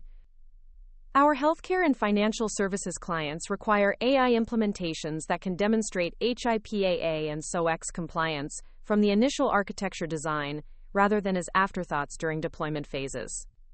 Sarah's validation of my compliance observations represented another significant moment in the character testing process, because it demonstrated that experienced Chen Technologies business leaders recognized the value and necessity of integrated technical and legal planning, while Victoria continued to advocate for compartmentalized evaluation processes that could create implementation risks and client relationship problems.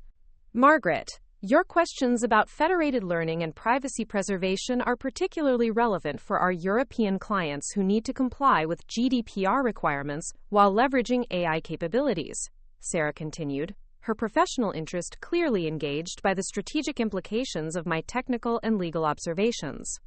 How familiar are you with the current state of privacy-preserving machine learning research and implementation best practices?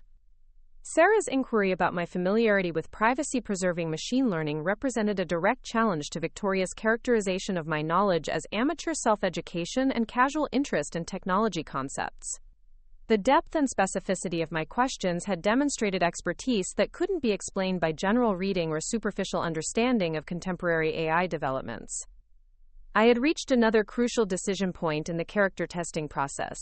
I could continue demonstrating advanced technical and legal knowledge while maintaining my cover story, or I could begin revealing more specific information about my background and experience that would make Victoria's assumptions increasingly untenable. I chose to continue testing Victoria's response to evidence while providing information that would create maximum cognitive dissonance and force her to make explicit choices about investigating contradictory evidence or maintaining willful blindness to facts that threatened her beliefs. Well, Sarah, I've been following the research literature quite closely, I replied, maintaining my modest tone while preparing to demonstrate knowledge that would be impossible to explain through casual study. The recent developments in differential privacy, homomorphic encryption, and secure multi-party computation have created fascinating opportunities for collaborative AI development while maintaining mathematical guarantees of privacy preservation. I'm particularly interested in the work being done with zero-knowledge proofs for model verification and the applications of cryptographic protocols in distributed machine learning architectures.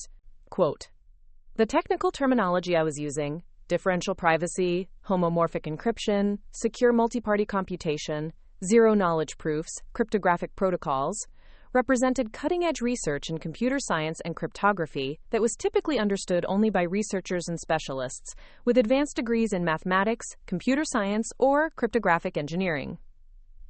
This level of technical knowledge couldn't be acquired through following research literature as a casual hobby. Understanding differential privacy required graduate-level mathematics.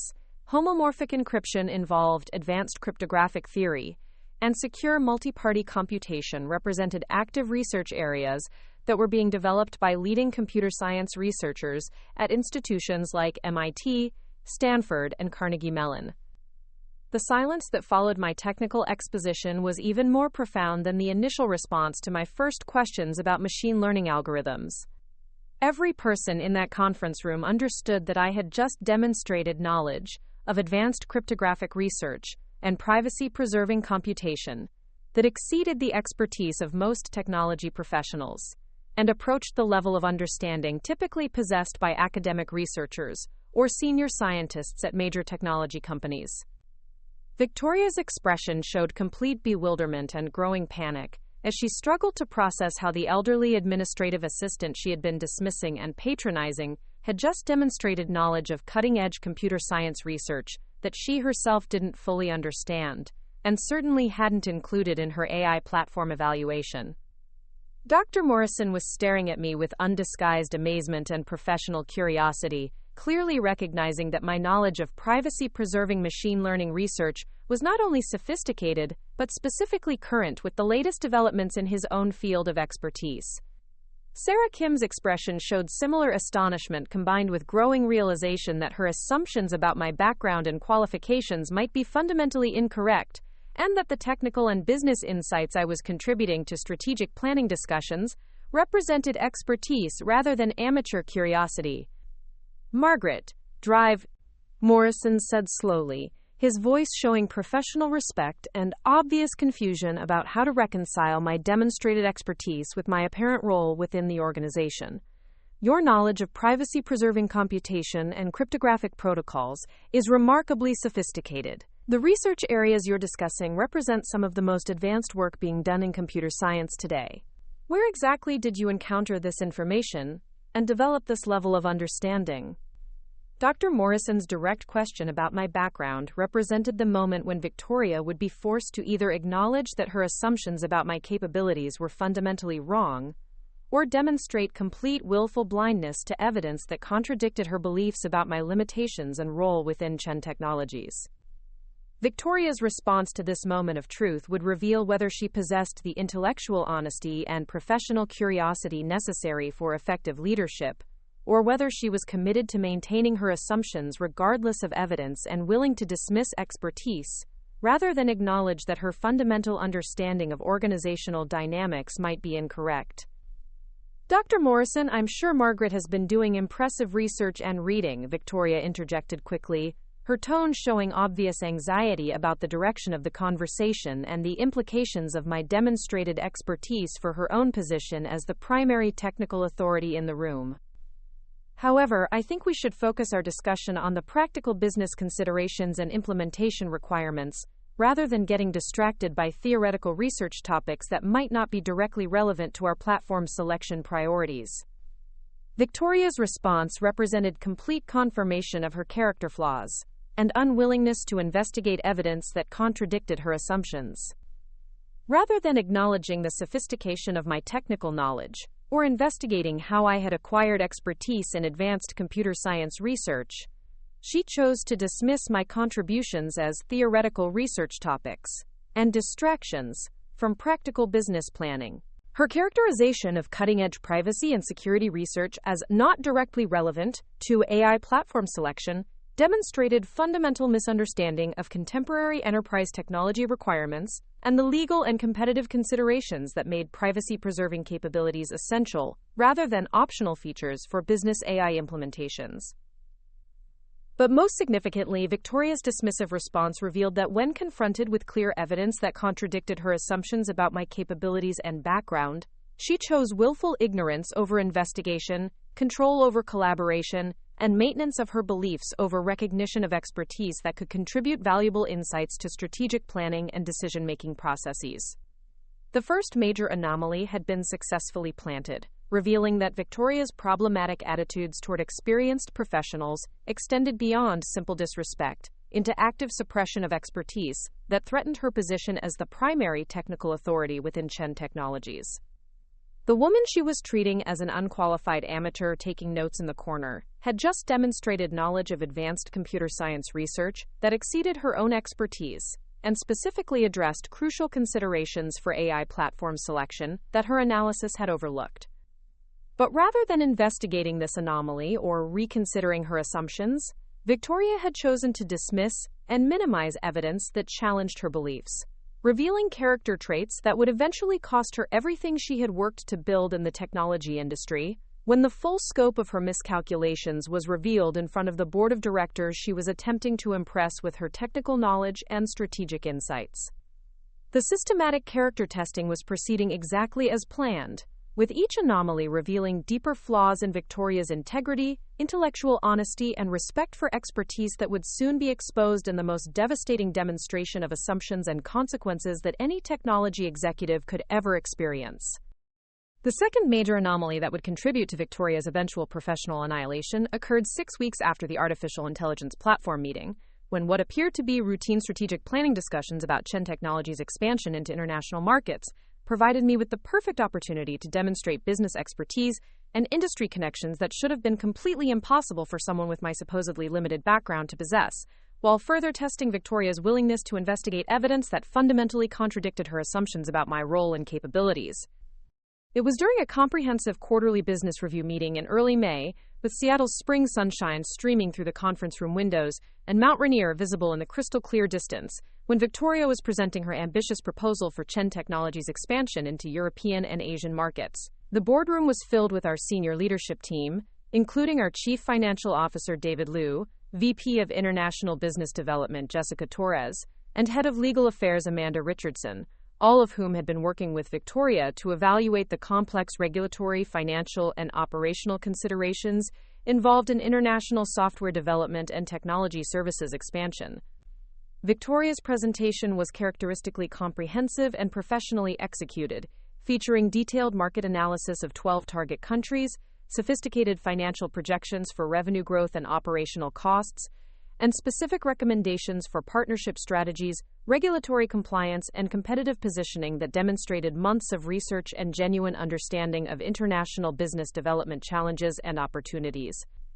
The global software services market represents a $650 billion opportunity that is growing at 12% annually, Victoria announced, advancing through slides that displayed compelling graphics about market expansion, competitive analysis, and technological adoption rates across different geographic regions. Chen Technologies has established strong domestic market position, but we're missing significant revenue opportunities by limiting our operations to North American clients and regulatory environments. Quote. Her analysis included detailed examination of market entry strategies, local partnership requirements, regulatory compliance frameworks, and cultural considerations that represented sophisticated understanding of international business development and the complex challenges involved in expanding technology services across different legal, linguistic, and business environments.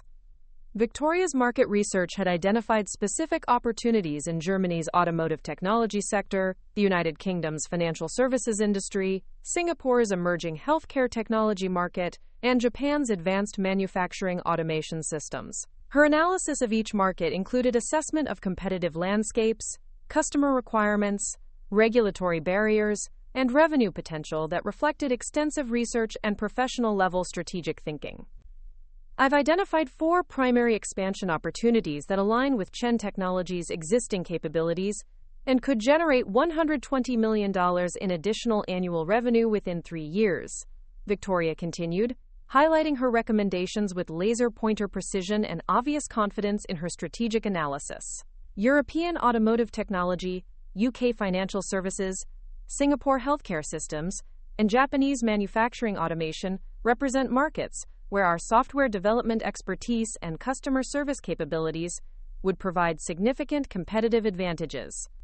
Victoria's expansion recommendations were well-reasoned and technically sound, reflecting careful analysis of our company's existing strengths, development team capabilities, and client relationship management systems. Her evaluation criteria included factors like market size, competitive intensity, regulatory complexity, and cultural alignment that demonstrated sophisticated understanding of international business strategy and expansion planning. But as Victoria's presentation progressed through market analysis and implementation timelines, I decided to test her response to questions and observations that would reveal international business experience and industry connections that should have been completely impossible for someone with my apparent administrative background and limited professional experience to possess.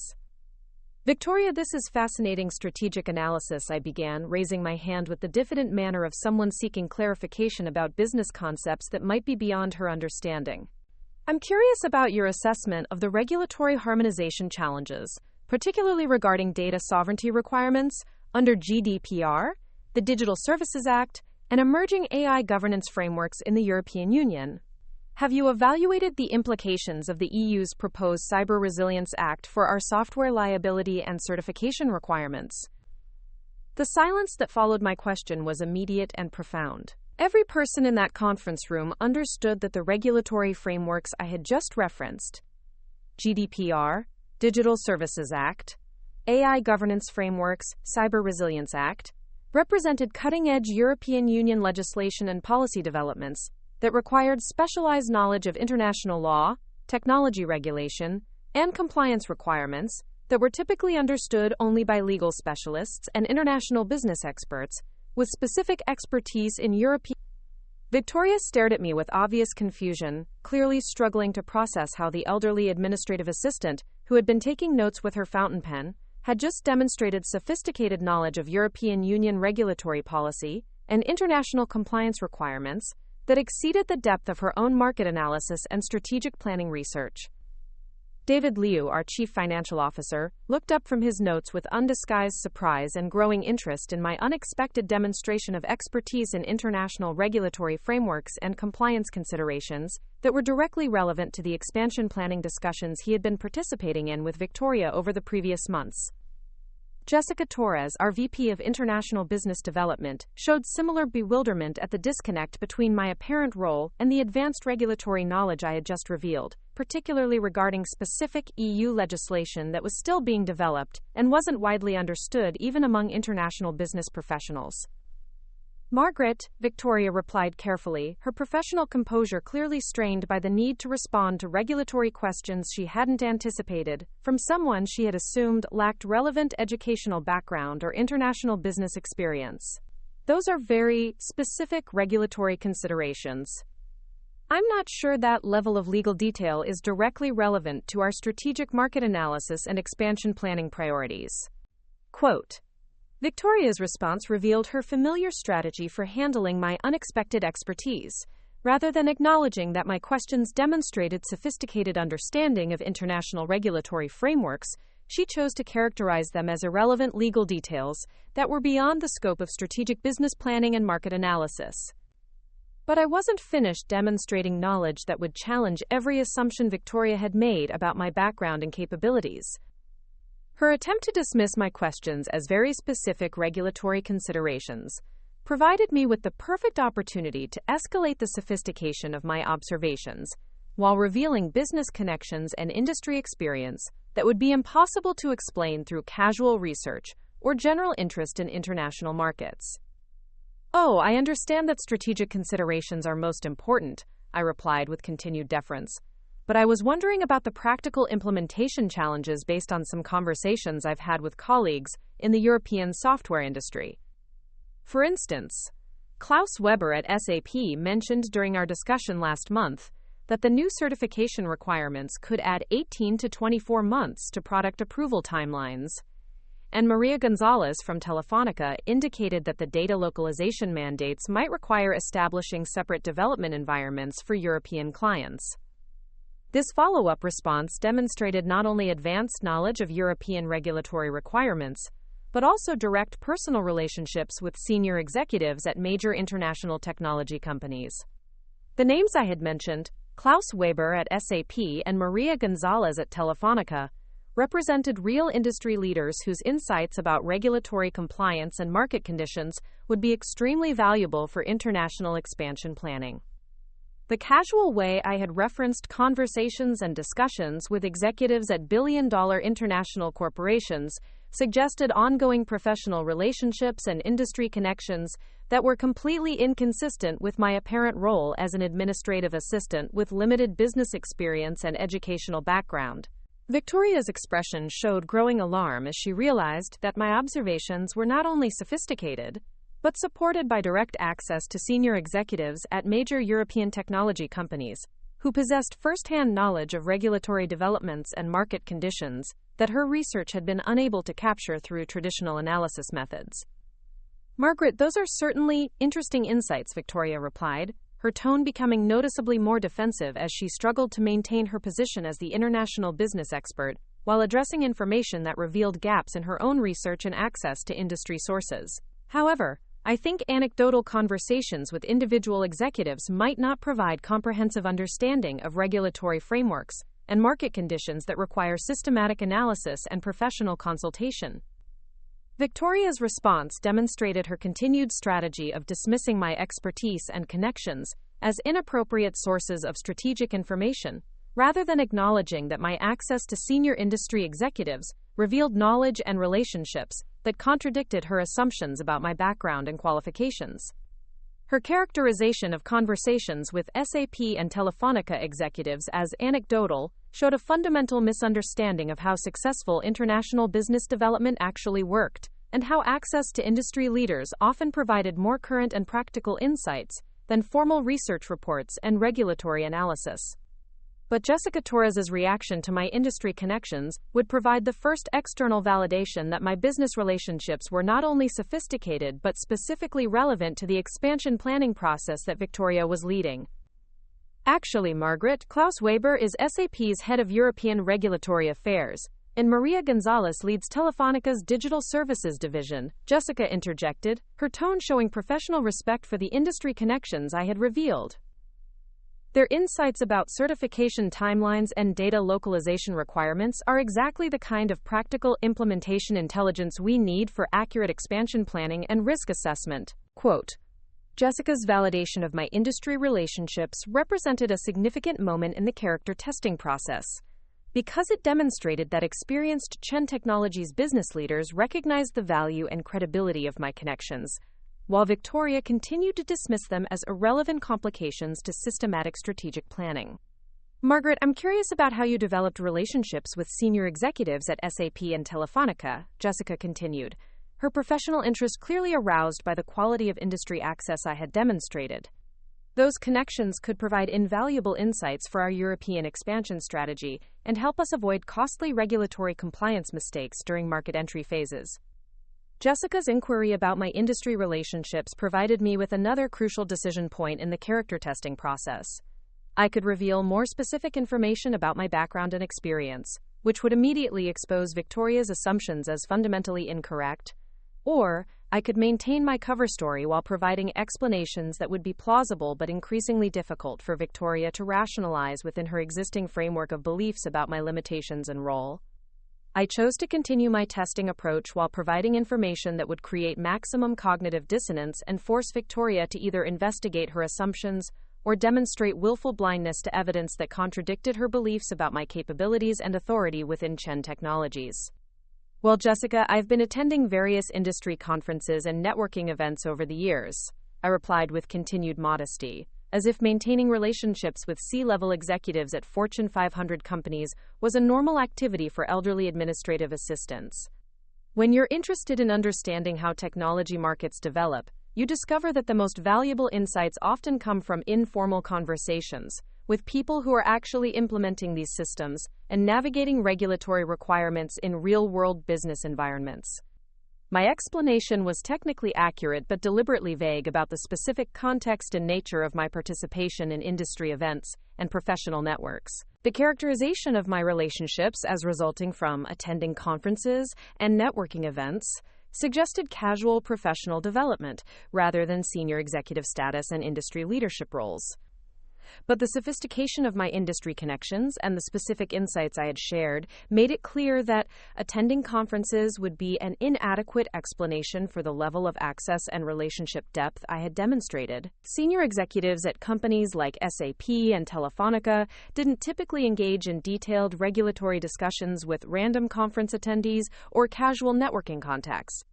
Victoria's response to my explanation would reveal whether she was capable of recognizing and investigating evidence that contradicted her assumptions, or whether she would choose to rationalize and dismiss information that threatened her beliefs about organizational dynamics and her own position as the primary international business authority within Chen Technologies. "That's very impressive networking, Margaret," Victoria replied, her tone suggesting patronizing approval of what she characterized as amateur professional development rather than recognition of senior-level industry relationships. "It's wonderful that you've taken such an active interest in international business developments. I think these kinds of industry insights will help you appreciate the complexity of the strategic decisions we need to make about market entry and expansion planning."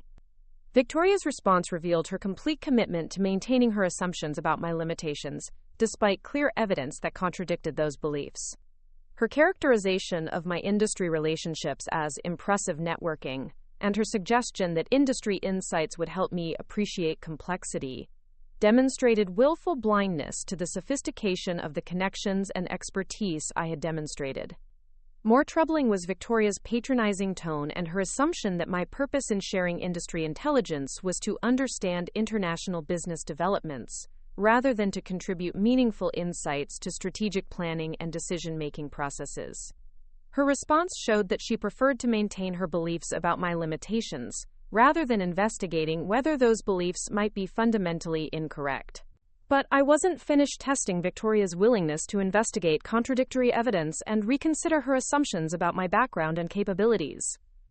Her dismissive response to my industry connections provided me with the opportunity to escalate the sophistication of my contributions, while observing whether she would eventually recognize that her fundamental understanding of my role and qualifications might be completely wrong. "Victoria, I appreciate your encouragement of my professional development efforts," I continued, maintaining my deferential tone while preparing to demonstrate even more advanced business knowledge and industry relationships.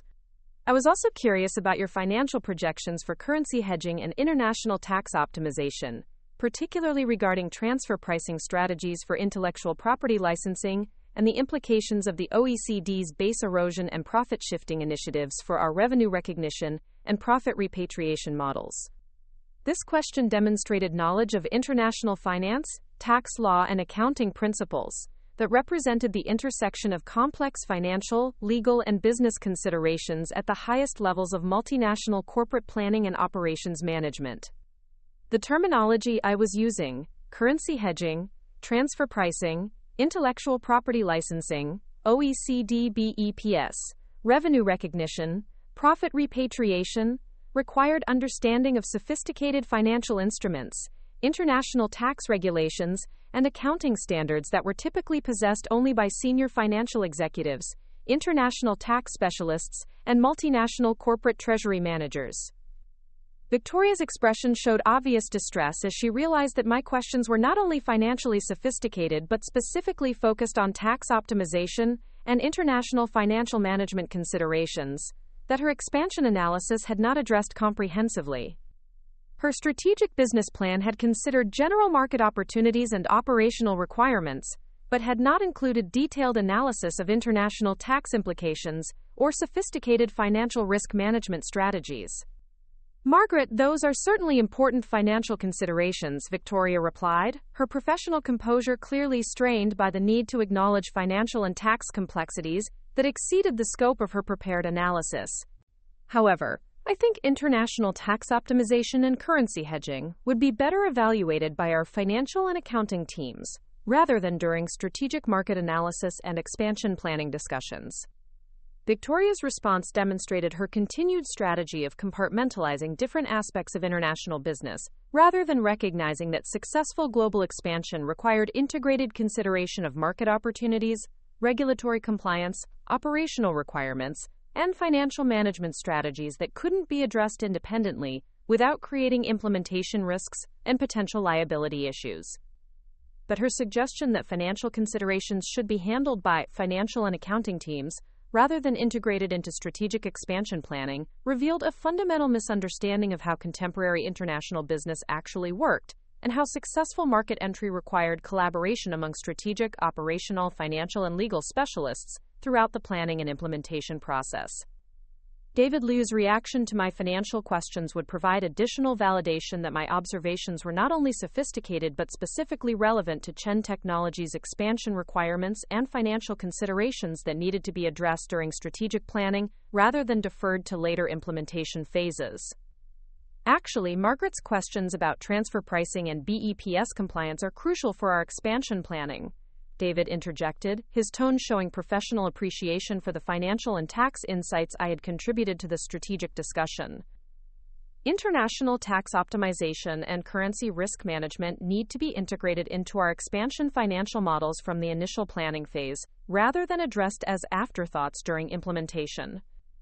David's validation of my financial observations represented another significant moment in the character testing process, because it demonstrated that experienced Chen Technologies financial leaders recognized the necessity of integrated strategic and financial planning, while Victoria continued to advocate for compartmentalized analysis processes that could create implementation risks and regulatory compliance problems. Margaret, your knowledge of OECD BEPS regulations and international transfer pricing is particularly relevant for our intellectual property licensing strategies, David continued, his professional interest clearly engaged by the strategic implications of my financial and tax observations. How familiar are you with the current state of international tax policy and multinational corporate financial management best practices? David's inquiry about my familiarity with international tax policy represented a direct challenge to Victoria's characterization of my knowledge as amateur networking and casual interest in international business concepts. The depth and specificity of my questions had demonstrated expertise that couldn't be explained by conference attendance or general reading about international markets. I had reached another crucial decision point in the character testing process. I could continue demonstrating advanced financial and business knowledge while maintaining my cover story, or I could begin revealing more specific information about my background and experience that would make Victoria's assumptions increasingly untenable. I chose to continue testing Victoria's response to evidence while providing information that would create maximum cognitive dissonance and force her to make explicit choices about investigating contradictory evidence or maintaining willful blindness to facts that threatened her beliefs.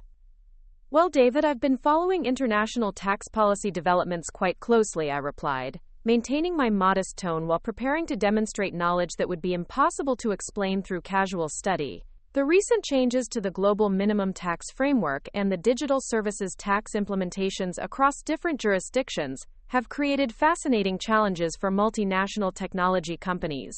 I'm particularly interested in the work being done with Pillar 1 and Pillar 2 implementations, and the implications of the multilateral instrument for bilateral tax treaty modifications in our target markets. Quote, the technical terminology I was using, global minimum tax framework, digital services tax, Pillar 1 and Pillar 2 implementations, multilateral instrument, bilateral tax treaty modifications, represented cutting-edge international tax policy and treaty negotiation concepts that were typically understood only by senior tax professionals, international legal specialists, and government policy experts with advanced degrees in international law or taxation.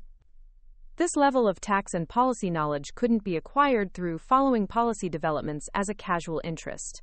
Understanding global minimum tax frameworks required professional-level knowledge of international taxation. Digital services tax implications involved complex legal and policy analysis, and multilateral instrument applications represented active policy development that was being negotiated by government officials and international tax experts. The silence that followed my tax policy exposition was even more profound than the initial response to my questions about European regulatory frameworks. Every person in that conference room understood that I had just demonstrated knowledge of cutting-edge international tax policy and treaty negotiation that exceeded the expertise of most business professionals and approached the level of understanding typically possessed by senior government officials or international tax partners at major accounting firms. Victoria's expression showed complete bewilderment and growing panic as she struggled to process how the elderly administrative assistant she had been dismissing and patronizing had just demonstrated knowledge of international tax policy and treaty negotiation that she herself didn't fully understand, and certainly hadn't included in her expansion planning analysis.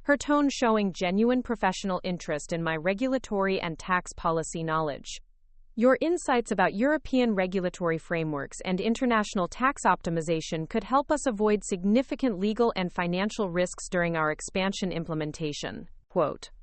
Amanda's request for continued discussion represented validation of my expertise and implicit criticism of Victoria's approach to strategic planning and collaboration. Her recognition that my contributions could help avoid significant risks directly contradicted Victoria's dismissal of the same information as irrelevant to practical business planning. But Victoria's response to Amanda's professional disagreement and validation of my expertise would provide the most revealing demonstration yet of her character flaws and unwillingness to collaborate with colleagues who challenged her authority or recognized expertise that she preferred to dismiss. Amanda, I appreciate your perspective on legal and regulatory considerations, Victoria replied, her tone showing obvious tension and defensiveness about the challenge to her strategic planning approach.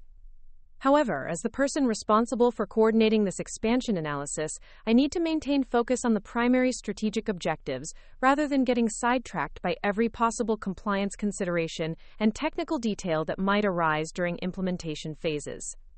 Victoria's response to Amanda's professional disagreement revealed the depth of her authoritarian approach to leadership and her unwillingness to accept input or collaboration from colleagues who possessed relevant expertise but challenged her control over strategic planning processes. Her characterization of legal compliance and tax optimization as every possible consideration and technical details that could sidetrack strategic planning demonstrated fundamental misunderstanding of how successful international business expansion actually worked, and how regulatory compliance and financial management were essential elements of strategic planning rather than implementation afterthoughts. The second major anomaly had been successfully planted, revealing that Victoria's problematic attitudes toward expertise extended beyond dismissal of individuals she viewed as unqualified into active resistance to collaboration with senior colleagues who recognized and validated expertise that threatened her position as the primary strategic authority within Chen Technologies.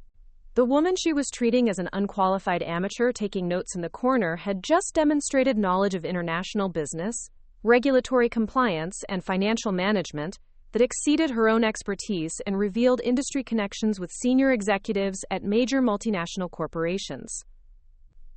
But rather than investigating this anomaly or reconsidering her assumptions, Victoria had chosen to dismiss and minimize evidence that challenged her beliefs, even when that evidence was validated by senior Chen Technologies leaders, with relevant expertise and direct responsibility for the legal and financial aspects of international expansion. The systematic character testing was revealing deeper and more fundamental flaws in Victoria's approach to leadership, collaboration, and respect for expertise that would soon culminate in the most devastating demonstration of assumptions and consequences that any technology executive could ever experience in front of the board of directors she was attempting to impress with her strategic planning capabilities and international business knowledge. The final and most devastating test of Victoria's character occurred during the November board meeting that had brought us to this moment of ultimate reckoning, when her presentation about organizational modernization and personnel obsolescence provided me with the perfect opportunity to reveal the complete truth about assumptions, respect, and the catastrophic consequences that followed when someone fundamentally misjudged the power dynamics and expertise within an organization they believed they understood and controlled. As Victoria stood at the head of that mahogany conference table, her presentation screen glowing with recommendations for eliminating legacy personnel and outdated methodologies, she had no idea that every dismissive comment, every authoritarian decision, and every instance of expert disregard over the past 18 months had been systematically documented and analyzed by the person whose authority and expertise would soon be revealed in the most comprehensive demonstration of assumptions and consequences that she could ever imagine.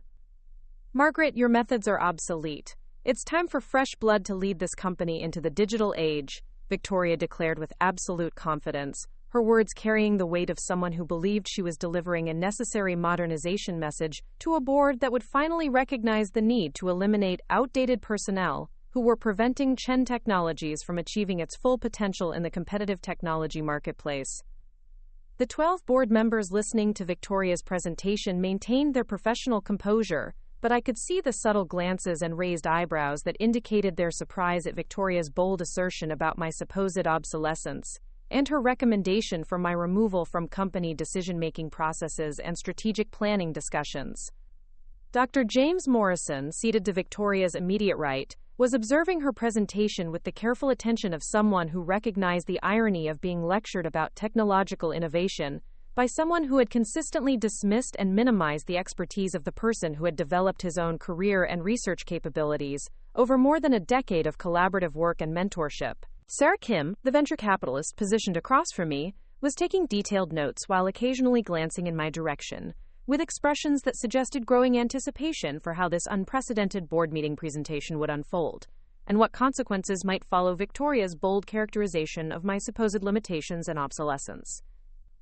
Robert Zhang, the former Microsoft executive at the far end of the table, was listening to Victoria's modernization recommendations with the amused attention of someone who understood exactly who had recruited him to Chen Technologies, developed his leadership capabilities, and continued to provide strategic guidance and industry insights that had made his own career advancement and professional success possible. But Victoria remained completely oblivious to the reactions and anticipation of the board members she was attempting to impress with her strategic vision and leadership capabilities. She continued her presentation with absolute confidence in her assessment of organizational dynamics and her recommendations for personnel management and strategic direction. The technology landscape is evolving at an unprecedented pace, Victoria continued, advancing to slides that displayed various emerging technology trends and competitive analysis. Companies that fail to modernize their leadership teams and eliminate resistance to innovation will find themselves irrelevant within the next 5 years. We cannot afford to have our strategic planning processes influenced by individuals who lack contemporary technical knowledge and modern business methodologies. Victoria's presentation included specific recommendations for restructuring Chen Technologies' leadership hierarchy, concentrating decision-making authority among younger executives with recent educational credentials, and eliminating consultation requirements that she viewed as inefficient obstacles to rapid innovation and competitive positioning. I propose that we establish new qualification standards for strategic planning participation, Victoria announced, clicking to a slide that outlined her proposed organizational structure with herself, in a significantly expanded role, and several experienced employees notably absent from key decision-making positions. Leadership roles should be limited to individuals with contemporary technical education, current industry certifications, and direct experience with next-generation development methodologies and business practices. This organizational restructuring proposal represented the culmination of Victoria's 18-month campaign to position herself as the primary technology and business leader within Chen Technologies, while systematically eliminating employees she viewed as outdated, technologically illiterate, or insufficiently qualified to contribute to contemporary strategic planning and business development. But what Victoria didn't realize was that every recommendation, every dismissive characterization, and every assumption about organizational dynamics and personnel qualifications was being presented to a board of directors that I had personally recruited, trained, and mentored over the course of 3.5 decades of building Chen Technologies, from a small consulting practice into one of the most successful and respected technology companies in the Pacific Northwest. As Victoria concluded her presentation and opened the floor for questions and discussion, I knew that the moment had arrived to reveal the truth about assumptions, expertise, and the treatment of experienced professionals that would destroy everything she had worked to build within the technology industry. I reached into my briefcase and withdrew the simple business card that would shatter every assumption Victoria had made about power, authority, and organizational dynamics within Chen Technologies, placing it on the conference table with the same deliberate precision I had used 35 years earlier, when I had first outlined my vision for building a technology company that would combine cutting-edge innovation with collaborative leadership and respect for diverse perspectives and expertise. Victoria, I said quietly, my voice carrying the calm authority of someone who had spent 18 months conducting the most comprehensive character assessment of leadership integrity and professional respect that she would ever experience. Before the board responds to your recommendations about personnel obsolescence and organizational modernization, I think it would be helpful for everyone to understand exactly who you've been making these strategic decisions about. Quote, I placed my business card on the table between us, the simple white cardstock bearing the company logo and text that read Dr. Margaret Chen, founder and chief executive officer, Chen Technologies.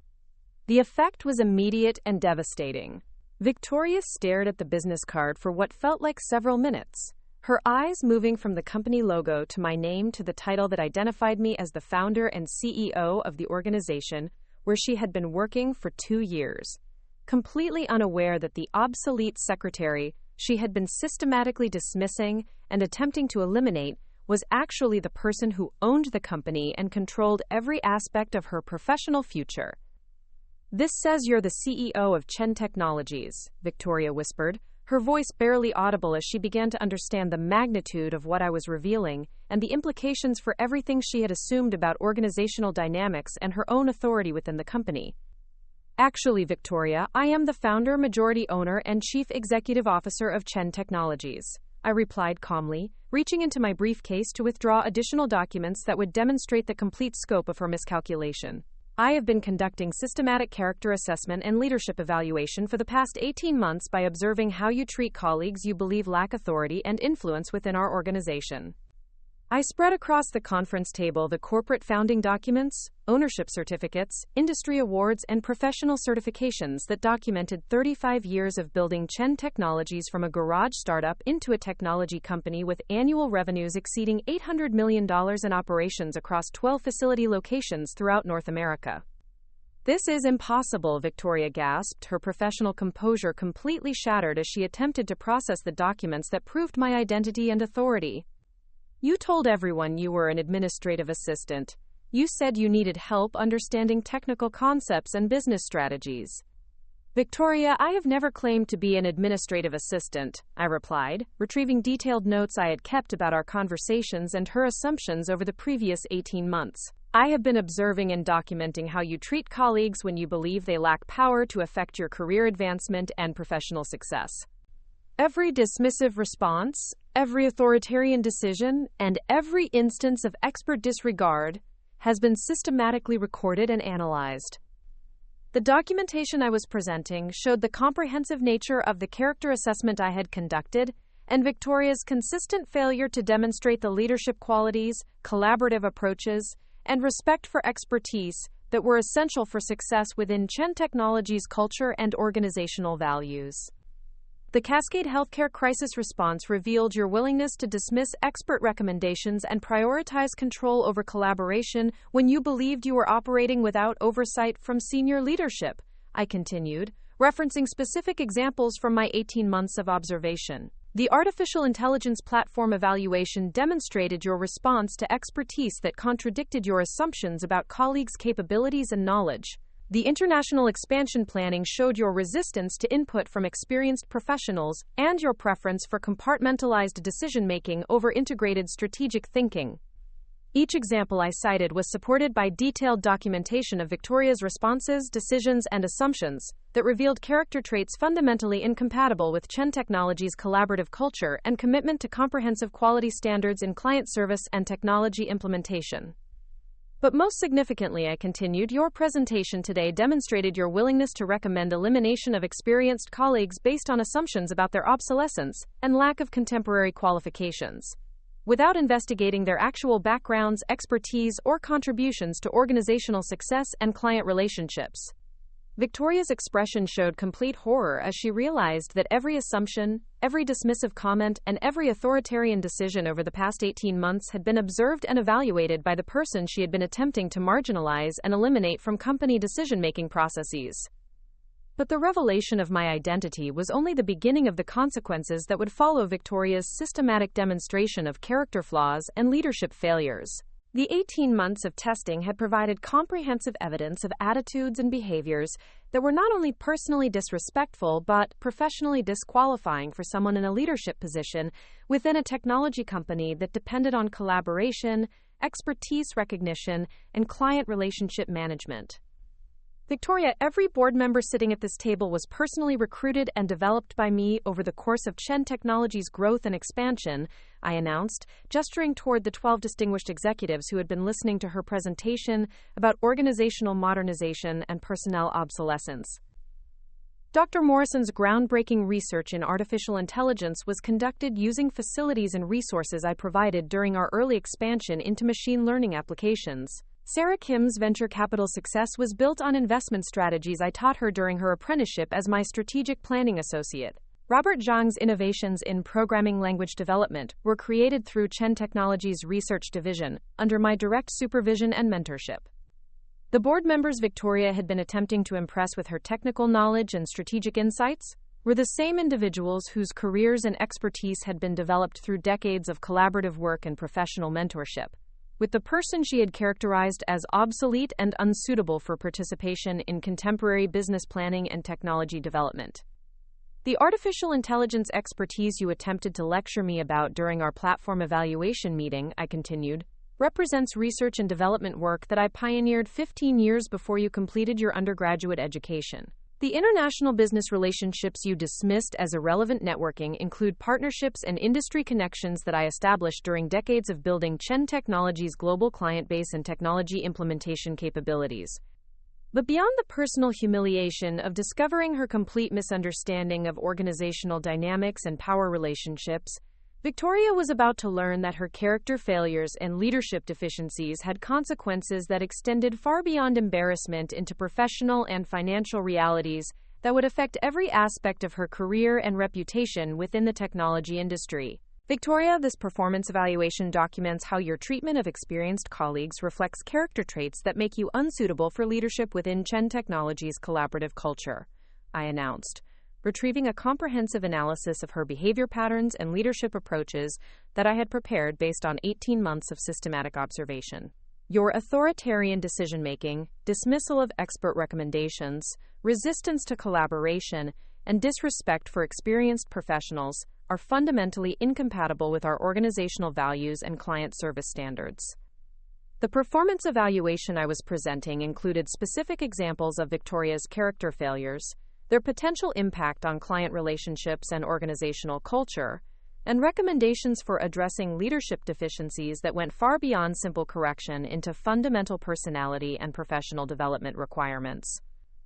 Your crisis management approach during the Cascade healthcare emergency prioritized your authority over patient safety and regulatory compliance, I explained, referencing documented examples of her dismissal of expert recommendations from Patricia Williams and Michael Zhang. Your response to international expansion planning dismissed legal and financial expertise that could have prevented costly regulatory violations and compliance problems. Your systematic campaign to eliminate experienced personnel based on assumptions about obsolescence rather than assessment of actual capabilities and contributions demonstrates judgment failures that could damage client relationships and organizational effectiveness. But the most devastating consequence of Victoria's character assessment would be the revelation that her systematic disrespect for experienced professionals had been observed not only by me but by the clients, partners, and industry colleagues whose relationships and trust were essential for Chen Technologies' continued success and competitive positioning. Dr. Patterson at Cascade Healthcare specifically mentioned his concern about the dismissive treatment of experienced team members during our crisis response coordination, I continued, retrieving client feedback and industry correspondence that documented external observations of Victoria's leadership approach and professional behavior. Klaus Weber at SAP and Maria Gonzalez at Telefonica both expressed surprise at what they characterized as unfortunate disrespect for senior colleagues during our international partnership discussions. The client and partner feedback I was presenting showed that Victoria's character flaws and leadership deficiencies had been observed and documented not only within Chen Technologies, but by external stakeholders whose relationships and trust were crucial for our business success and industry reputation. The technology industry depends on collaboration, respect for expertise, and recognition that experience and wisdom are often more valuable than credentials and contemporary training, I explained. Your systematic dismissal of experienced professionals and your preference for authoritarian control over collaborative decision-making have damaged relationships and created risks that extend far beyond internal organizational dynamics into client service and industry partnerships. As the full scope of Victoria's miscalculation and its consequences became clear, she made one final desperate attempt to salvage the situation and maintain some vestige of her professional reputation and authority. "Dr. Chen, please," Victoria begged, her professional composure completely dissolved as she realized the magnitude of her character failures and their implications for her career and future prospects within the technology industry. "Can't we discuss this privately? Can't we work out some kind of arrangement or professional development plan?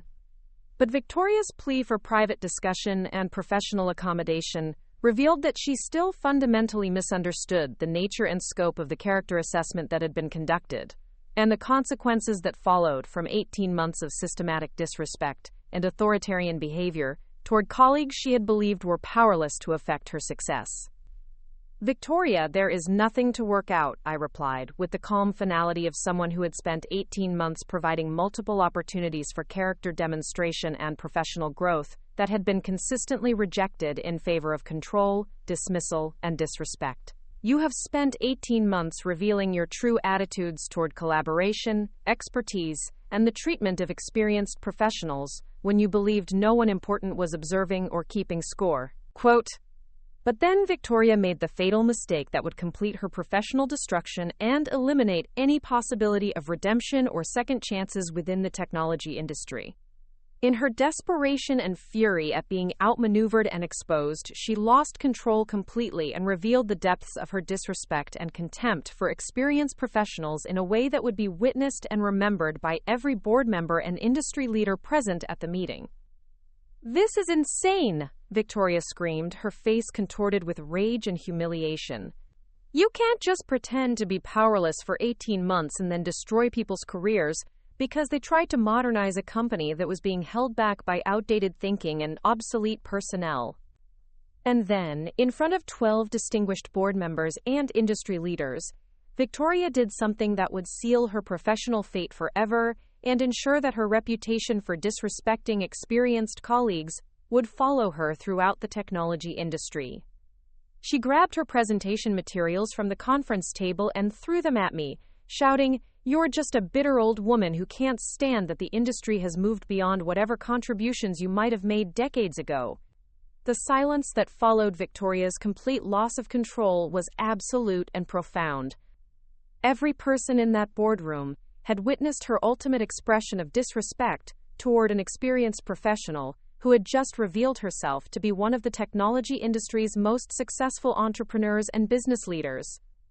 I stood quietly for a moment, allowing the impact of Victoria's behavior to register with everyone present, then reached into my briefcase one final time and withdrew the legal document that I had hoped I wouldn't need to use but had prepared as the ultimate consequence for the ultimate failure of character and professional respect.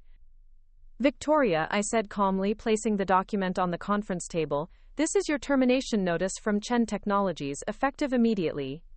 Your employment is being terminated for cause, including insubordination, unprofessional conduct, disrespect for colleagues, and behavior incompatible with our company's values and standards for leadership character and professional integrity. Quote, I gathered my materials and stood to address the board members who had witnessed the complete revelation of Victoria's character and the devastating consequences that followed from 18 months of systematic disrespect and authoritarian behavior toward experienced professionals. Ladies and gentlemen, thank you for participating in what has turned out to be a very educational leadership assessment and character evaluation, I announced. I hope everyone has learned something valuable today about the importance of treating all colleagues with dignity and respect, regardless of their apparent role or your assumptions about their backgrounds and capabilities. As I prepared to leave the boardroom, I paused to deliver one final observation about the lessons that could be learned from Victoria's complete professional destruction and the importance of character, respect, and humility in leadership roles within the technology industry. The most important lesson from today's demonstration, I concluded, is that assumptions about people's worth based on age, appearance, or perceived authority can be the most expensive mistakes anyone can make in business or life. Victoria's systematic disrespect for experienced colleagues revealed character flaws that made her unsuitable for leadership within any organization that values collaboration, expertise, and professional dignity. 6 months later, I received a letter from Victoria that showed she had finally understood the magnitude of her character failures and was attempting to rebuild her professional reputation and personal integrity from the complete destruction that her assumptions and disrespect had created. Dr. Chen, she wrote, I have spent every day since that board meeting thinking about what kind of professional I had become during those 18 months at Chen Technologies, and what my behavior revealed about my fundamental attitudes toward experienced colleagues and collaborative leadership. I realize now that I didn't just lose my job and career prospects. I lost the opportunity to learn from the most accomplished technology leader I've ever encountered because I was too arrogant and assumption-driven to recognize who you were or treat you with the respect you deserved." Quote. Victoria's letter continued with detailed acknowledgement of her character failures and specific examples of how her authoritarian approach and dismissive attitudes had damaged relationships and created risks that extended far beyond her own career into potential harm for clients, colleagues, and organizational culture. "I understand now that your assessment wasn't about hidden identity or secret authority," Victoria wrote.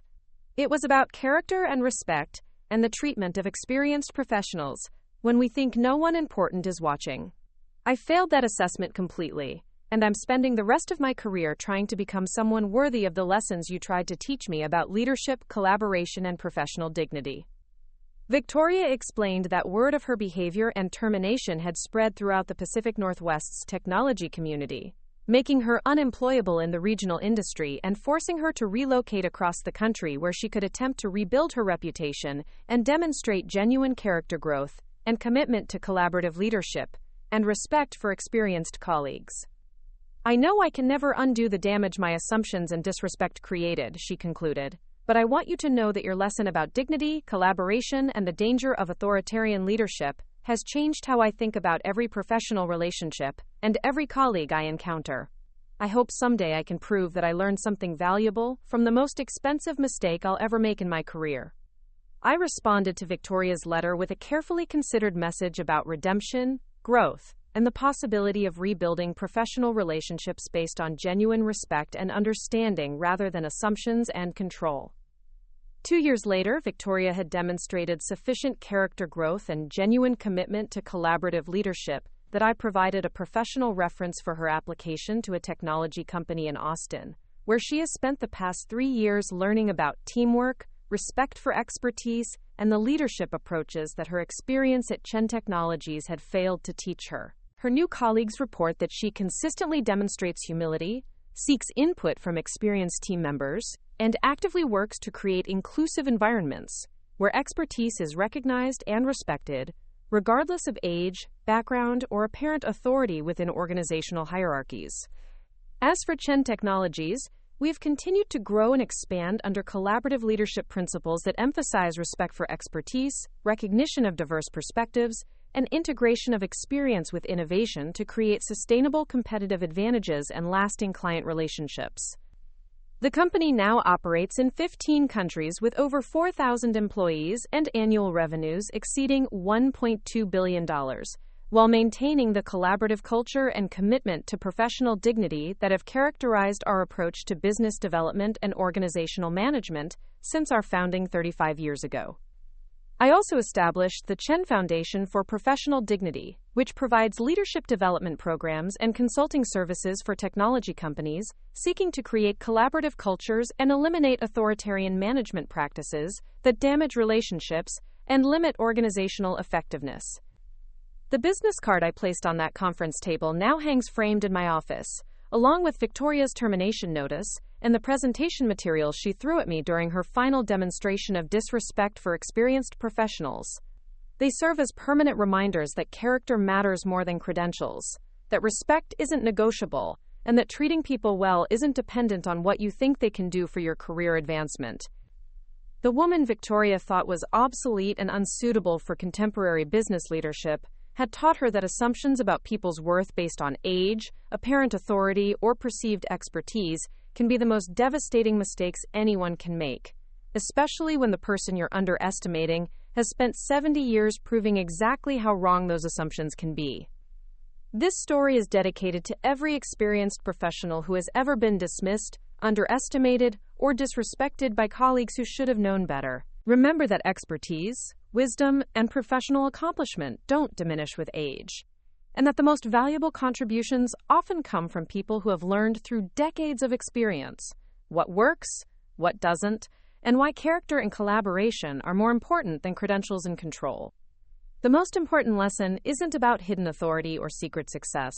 It's about treating every colleague with dignity and respect, regardless of their apparent role or your assumptions about their capabilities and contributions. The consequences of failing that test can last a lifetime, But the rewards for passing it include the kind of professional relationships and organizational culture that make careers truly meaningful and successful. Victoria learned that lesson the hard way, but she learned it completely. Now she teaches others about the danger of authoritarian leadership and the power of treating every colleague, especially experienced professionals, with the dignity, respect, and collaboration they deserve, simply because expertise and wisdom are valuable regardless of age, appearance, or apparent position within organizational hierarchies. That is the most important lesson of all, and it's available to anyone who chooses to learn it before they discover the devastating consequences of disrespecting experienced colleagues when they think no one important is keeping score.